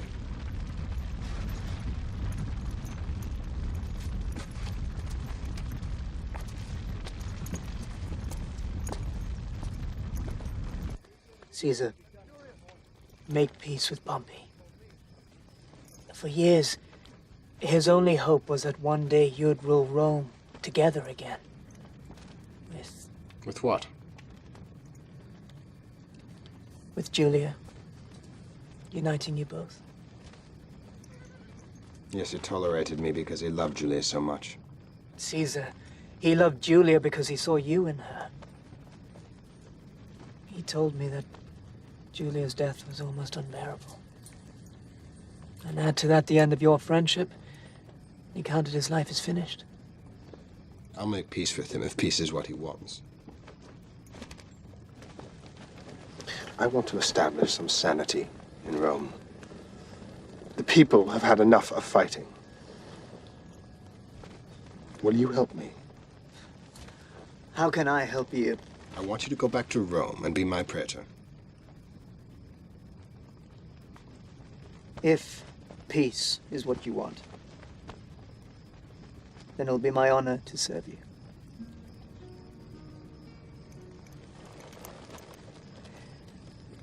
Pompey has gone to Egypt. king died, leaving the throne to be squabbled over by a 12-year-old boy and an 18-year-old girl. Ptolemy and Cleopatra. I don't know which one I trust less. Help me ready the ships. I'll follow them in the morning. You don't need to take troops with you. Pompey has gone to Egypt alone. The troops went to Utica. With your Uncle Cato? Yes.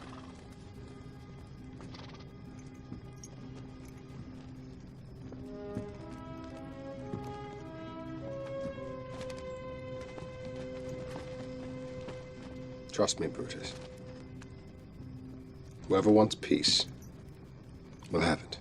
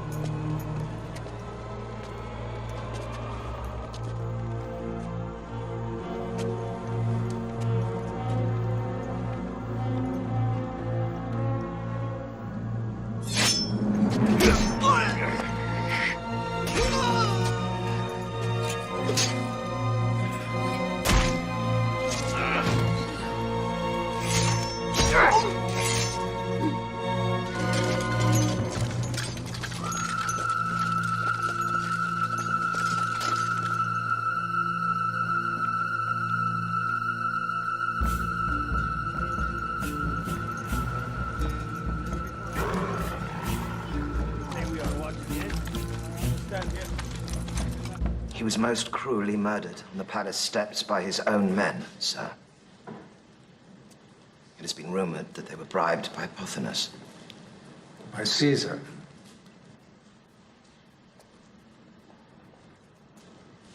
There's only one enemy left.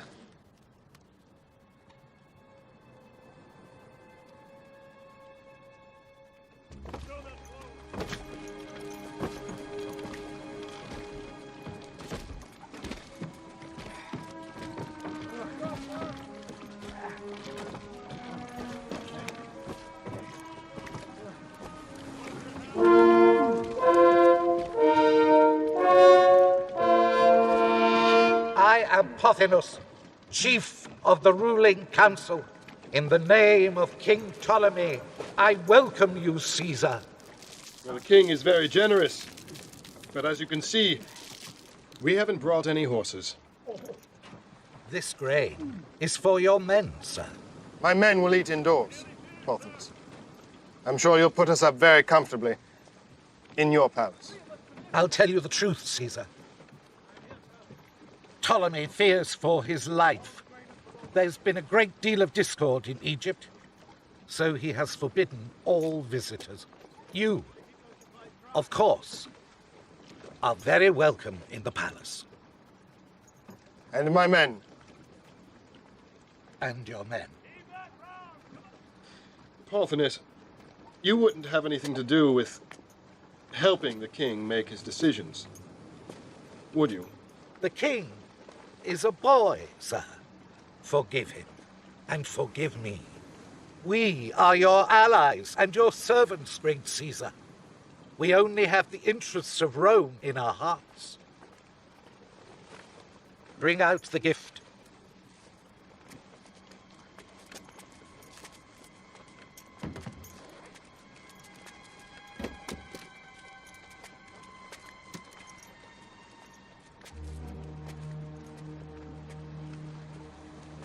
This is Pompey's ring. Where is he?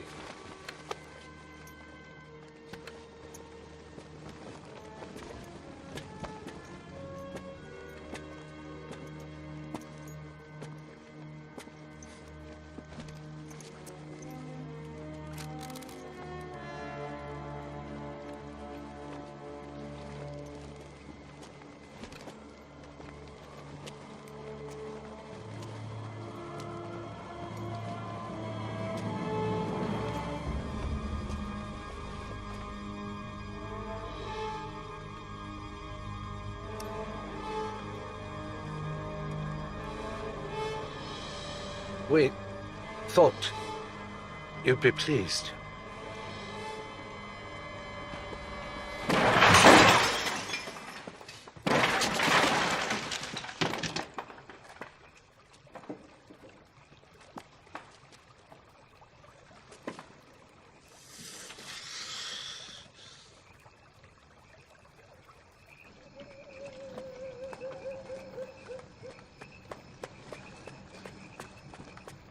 Excuse me, Caesar. There's a servant with an urgent message from Cleopatra. Bring her.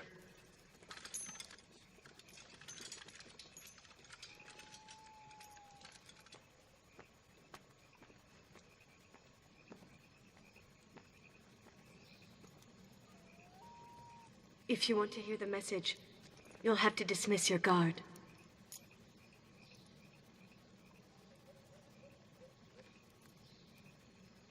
What word from Cleopatra is of such importance? Cleopatra asks for your protection. Protection, why? Pothinus plans to kill her, as he did Pompey.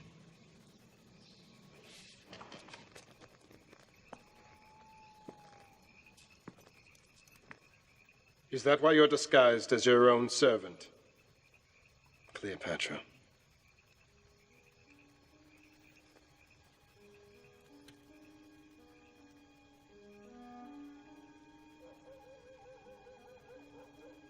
I came to you, Caesar, because you're the only man I can trust.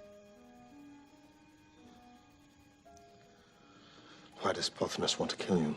My father wanted me to rule Egypt. He wrote it in his will. But Pothinus banished me with a price on my head. Now any servant can kill me and be rewarded for it.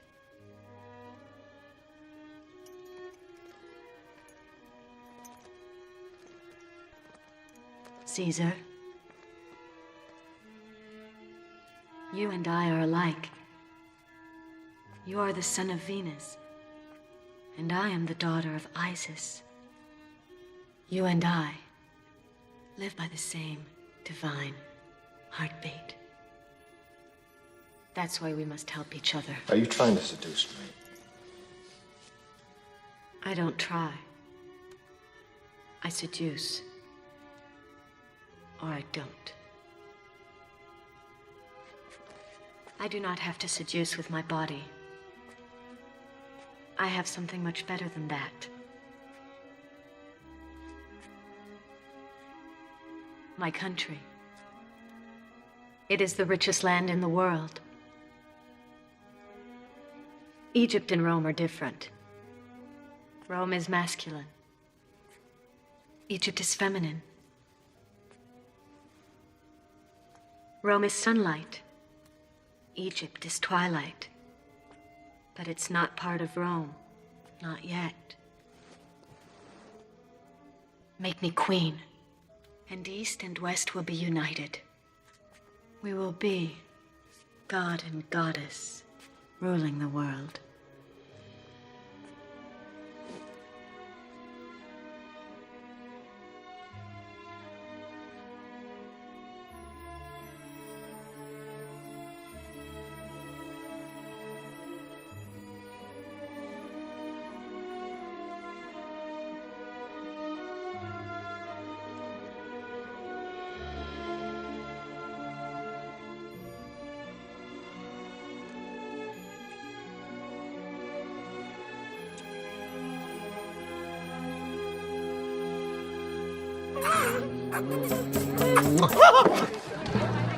You kiss me with the tongue of a serpent. I must taste you to see if you are poison. And am I? No, but I can taste gall. Will you stay with me in Egypt, Caesar? What does Egypt have to offer that Rome does not? Have you heard of the Fertile Crescent? Is it a region down below? Indeed it is. But what grows there? I believe the region fertile enough to hatch a king. If you doubt it, try planting something there. Only promise me one thing. When you return to Rome, you must be faithful to me. But I'm married. I've already been unfaithful with you! What's faith in marriage compared with faith in politics? In marriage, you give yourself to a woman. In politics, you lie like Samuel! You think that her influence is evil? No one is more ambitious than she is. And she'll do anything to achieve her ends. Some say she's a witch. I think you've been skulking too long in the dark. If Caesar wanted to be king, would you prevent it? He doesn't want the crown. What if he did? Of course, I'd do anything to keep the kings out of Rome. At least with Sulla, the tyranny ended with his death. With a king, the reign can be passed on to a son, and to another son forever. Our ancestors knew too well what that was like. And your ancestors fought to send the kings outside the city gates and would stop at nothing to free Rome from them. And so would I. That's what we hope to hear you say. Is this just conjecture? I've heard nothing about this except from you. They're all talking about it. Brutus. They say there's nothing between him and the crown but Cato, your uncle. Caesar promised me that he would never kill Cato. Do you think Caesar's incapable of breaking a promise? And is it worth trying him in a matter of such urgency? If Cato is killed, and Caesar wants the crown, then I'll be the first to oppose it. But I will not prepare myself against him until there's proof.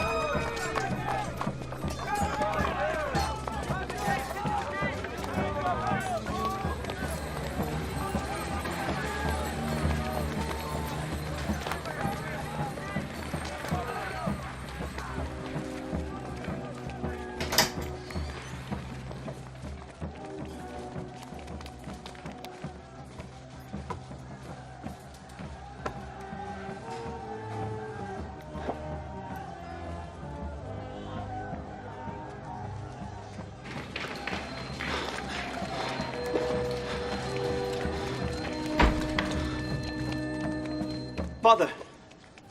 Where's my sword? I had it removed. Why?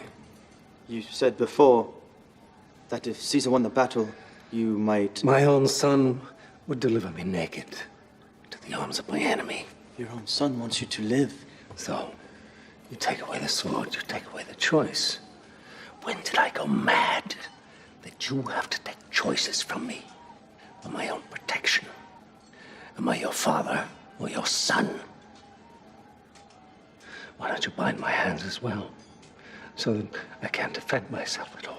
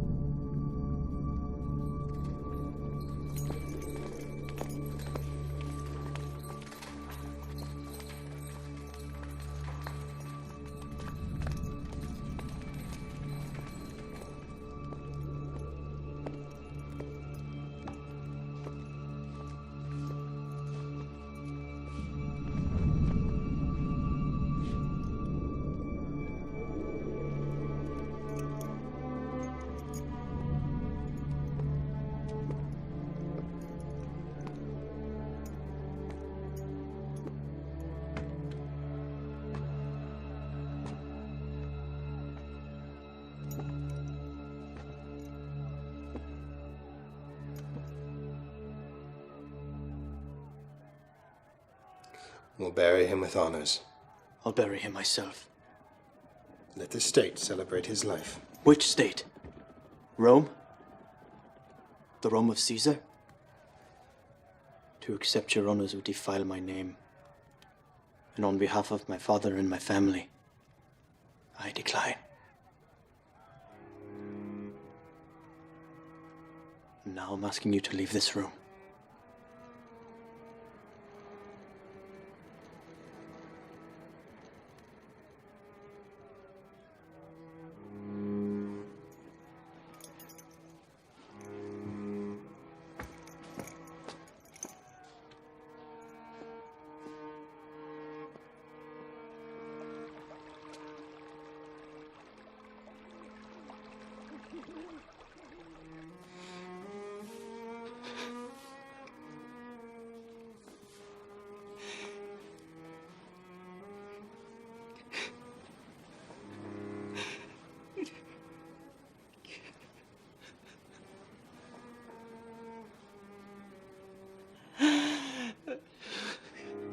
We should speak of Cato as a god. He killed himself so he wouldn't be brought down by the hand of the lesser man, Caesar. The higher we lift Cato's name, the lower Caesar's will sink. Still, we mustn't appear to be rallying support. No. No, it's an art to plant ideas in the heads of others. And a man is never so resolved as he is when he thinks a conviction is his own. That's why we need Brutus on our side. He wouldn't be mixed in with the cause if it weren't a good one. They listen to him. What if he won't mix in with our cause? I think I know how to soften Brutus. But I will need your help.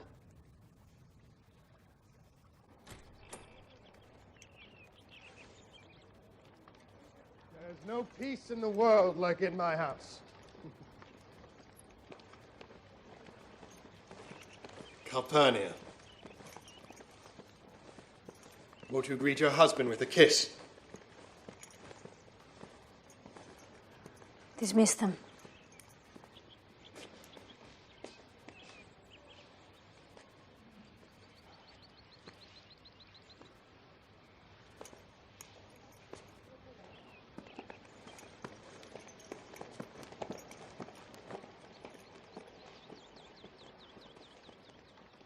Cataman returned to his home and expect a warmer mood from his wife. How could you bring her to Rome?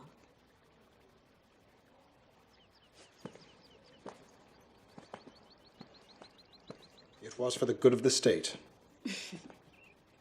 Cleopatra rules a large part of Africa. And all of you. No one rules me, Calpurnia. Not Cleopatra, not even you. No, all I want is the love that you promised me when we married. You can't have it. You can have my obedience, you can have my loyalty. But I cannot love those who dishonor me. No one can dishonor you. You're right. I dishonored myself.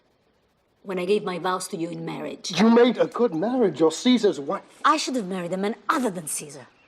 That would have been a good marriage. So I wouldn't have had to watch my husband perform for Egypt every night in order to keep the riches of that land flowing into Rome. Between you and Cleopatra, I don't know who is the concubine. Retain your dignity. There's a limit to what I'll hear from you. I have no dignity left. Perhaps I ought to buy some. Maybe I should learn, like you have, that it can be bought and sold. What's the price? What's the price of consulship these days? What's the price of being king? When did you hope of bringing a vision to the people become this lust for power itself?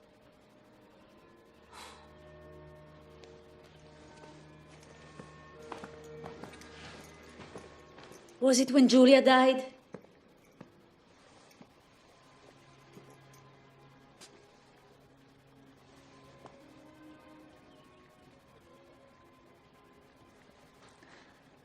I have nowhere else to go, so I'll stay here.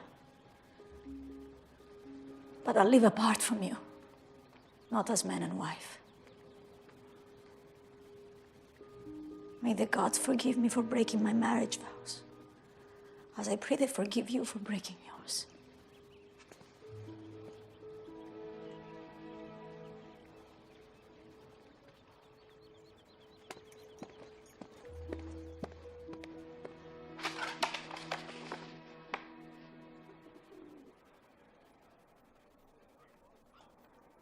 You're an early riser, Brutus. So are you. Lately I am. I couldn't sleep last night, worrying about the honor of your name. Do you know something about these? I know the writing, but don't ask me who wrote them. Minds change quickly in these troubled times, and I'd hate you to forever doubt these men. Oh, Brutus, I've done my best to persuade them that you're a man of honor. Though you wouldn't pledge to keep Caesar from becoming king. I gave you my pledge that I'd oppose him in the Senate. Huh. But some among us feel that to oppose a man like Caesar with words is the same thing as handing him the crown. I tried to use words before a sword, Cassius. Just as I tried to use reason before passion. People say calling on reason before passion can lead to idleness. And sometimes action is required. But I know you're a decent man, and that your meek and gentle nature is how you feel you best serve the good. I'm not gentle in defending my beliefs. But you have given me no proof that Caesar will demand the crown. Do you plan to be at the Senate at the calends of March? No, I'll be here. They say that on that day Caesar will move that he be made king. I will come if I am sent for. This is what they mean. People say that this is weakness, to come when you are summoned and at no other time, to accept the favors of a tyrant like Caesar. He spared my life. And took the life of Cato, your wife's father, who treated you like a son.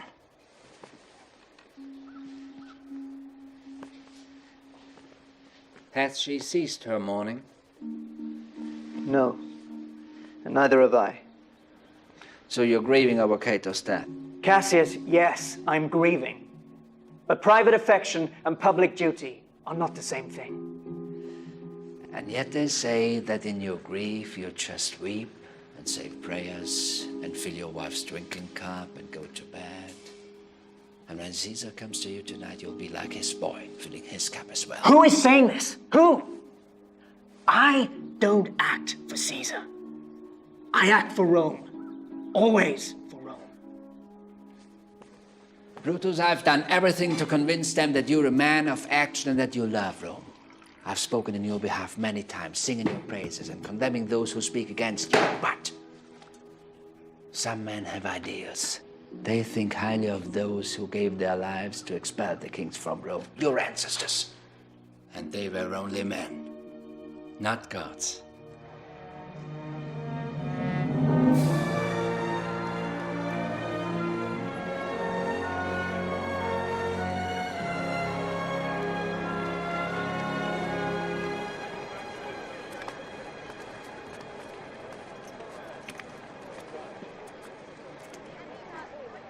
Please don't stay. I am staying. Why do you want to torment yourself? I won't be tormented. Will he? Isn't that why you want me to go? It'd be the best thing for all. I don't trust that you or any other man knows what's best for all. I will take my seat. A woman has the right to see her rival, doesn't she? Calpurnia! Portia. So good to see you.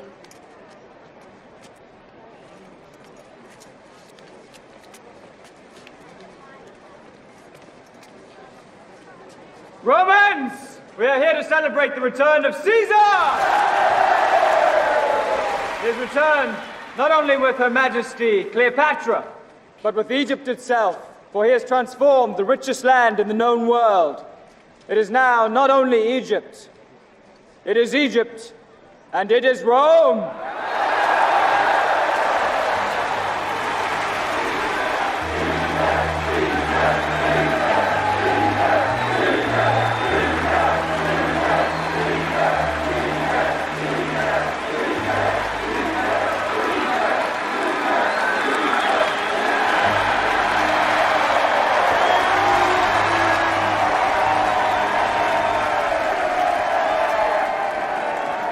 I've said before,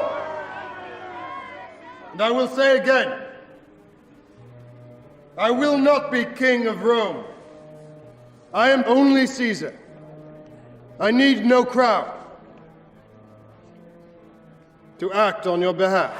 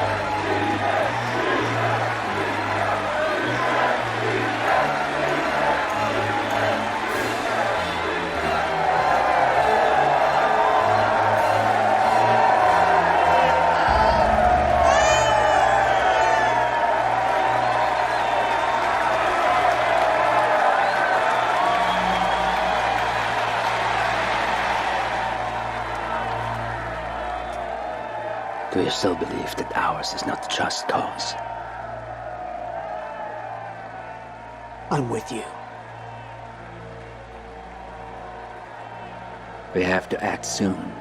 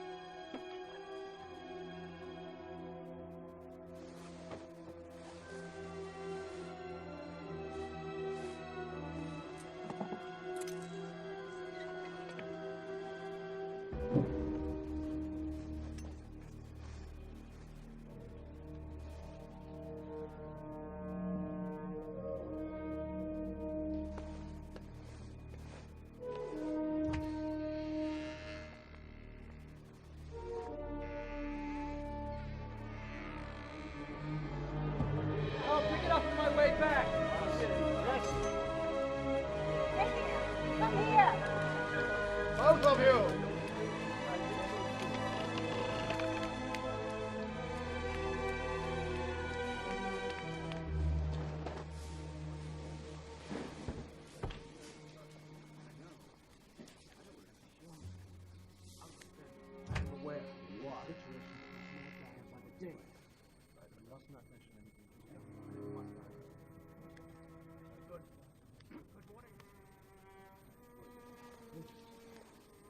We will wait until Caesar brings the Senate to order.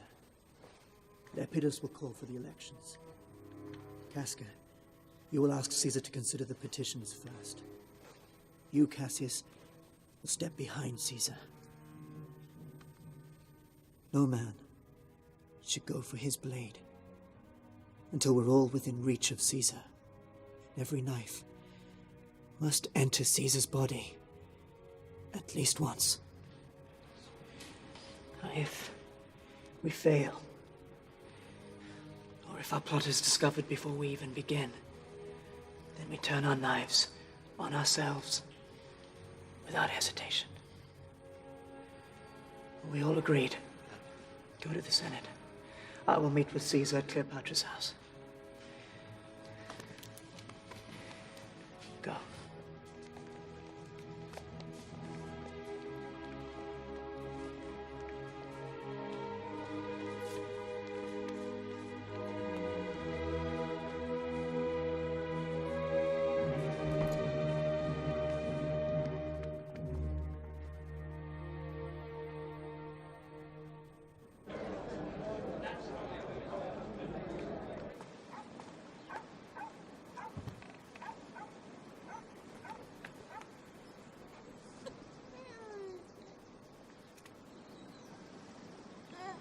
Brutus, why are you pacing like that? I'm concerned we'll be late. Caesar! Calpurnia, what are you doing here? I had a dream last night. Please, don't go out today. I'll come to you later, at our home. I saw you slaughtered in your own blood. It was horrible. Well, I cannot let dreams or the flights of birds direct my actions. I can't let you go. I swallowed my pride today to come to you, because your life is more important to me than my pride. Now you listen to me. The Senate is convened for the consul. They can't conduct one day of business without their Caesar. There are matters on the agenda which can only be dealt with by you, Caesar. They can wait a day. And what should I tell the Senate? That their consul is at home because his wife has had a bad dream. As your friend, Caesar, I have to advise you on this. You called the Senate together. Show them you're a man of intention. Meet with your Senate. They're waiting for your guidance.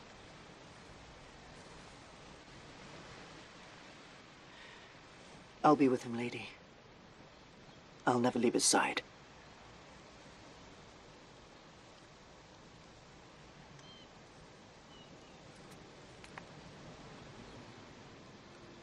I'll come to you later.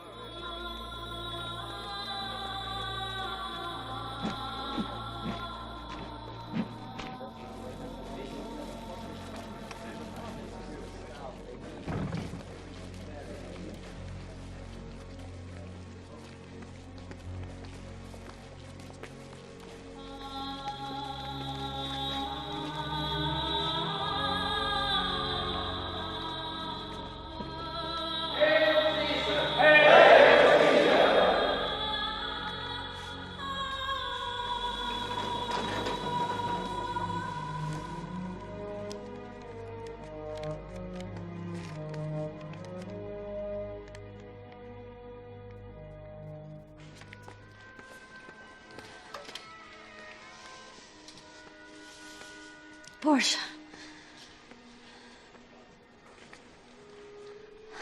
I'm not fit to be alone today.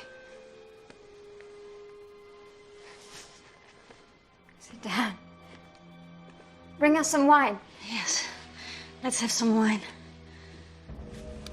What business do we have today? 2 legal briefings, an election for a quaestor, and 2 petitions from the Senate. Let's get the election out of the way. The election.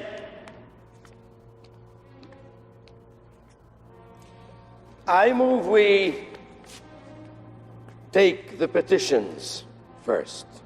Called for the election. The election will commence. But Marcus Octavius, who is running for the office, is not yet here. Petitioners, then. Approach!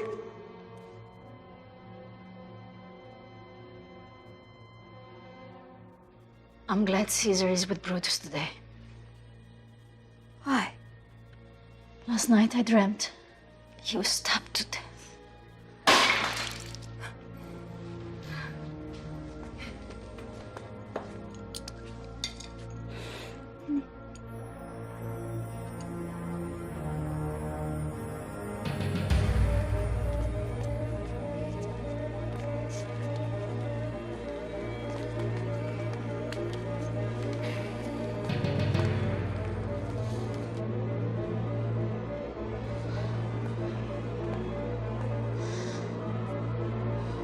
Brutus.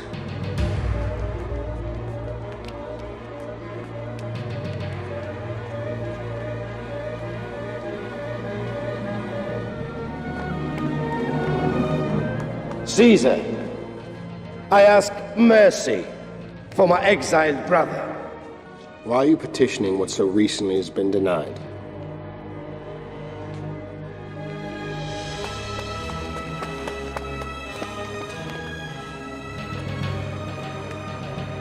Who is the next petitioner? I want to ask mercy for my father, who has been put in jail. I ruled your father be in prison, and my word is law. Old man, you said some ill would befall Caesar on the Ides of March. Well, nothing has happened yet, though the Ides have come. They have come, but they've not yet gone.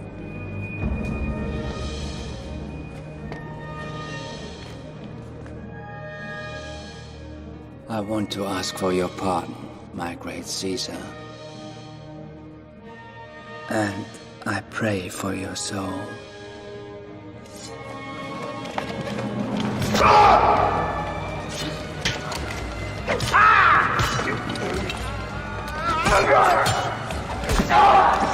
Stop it!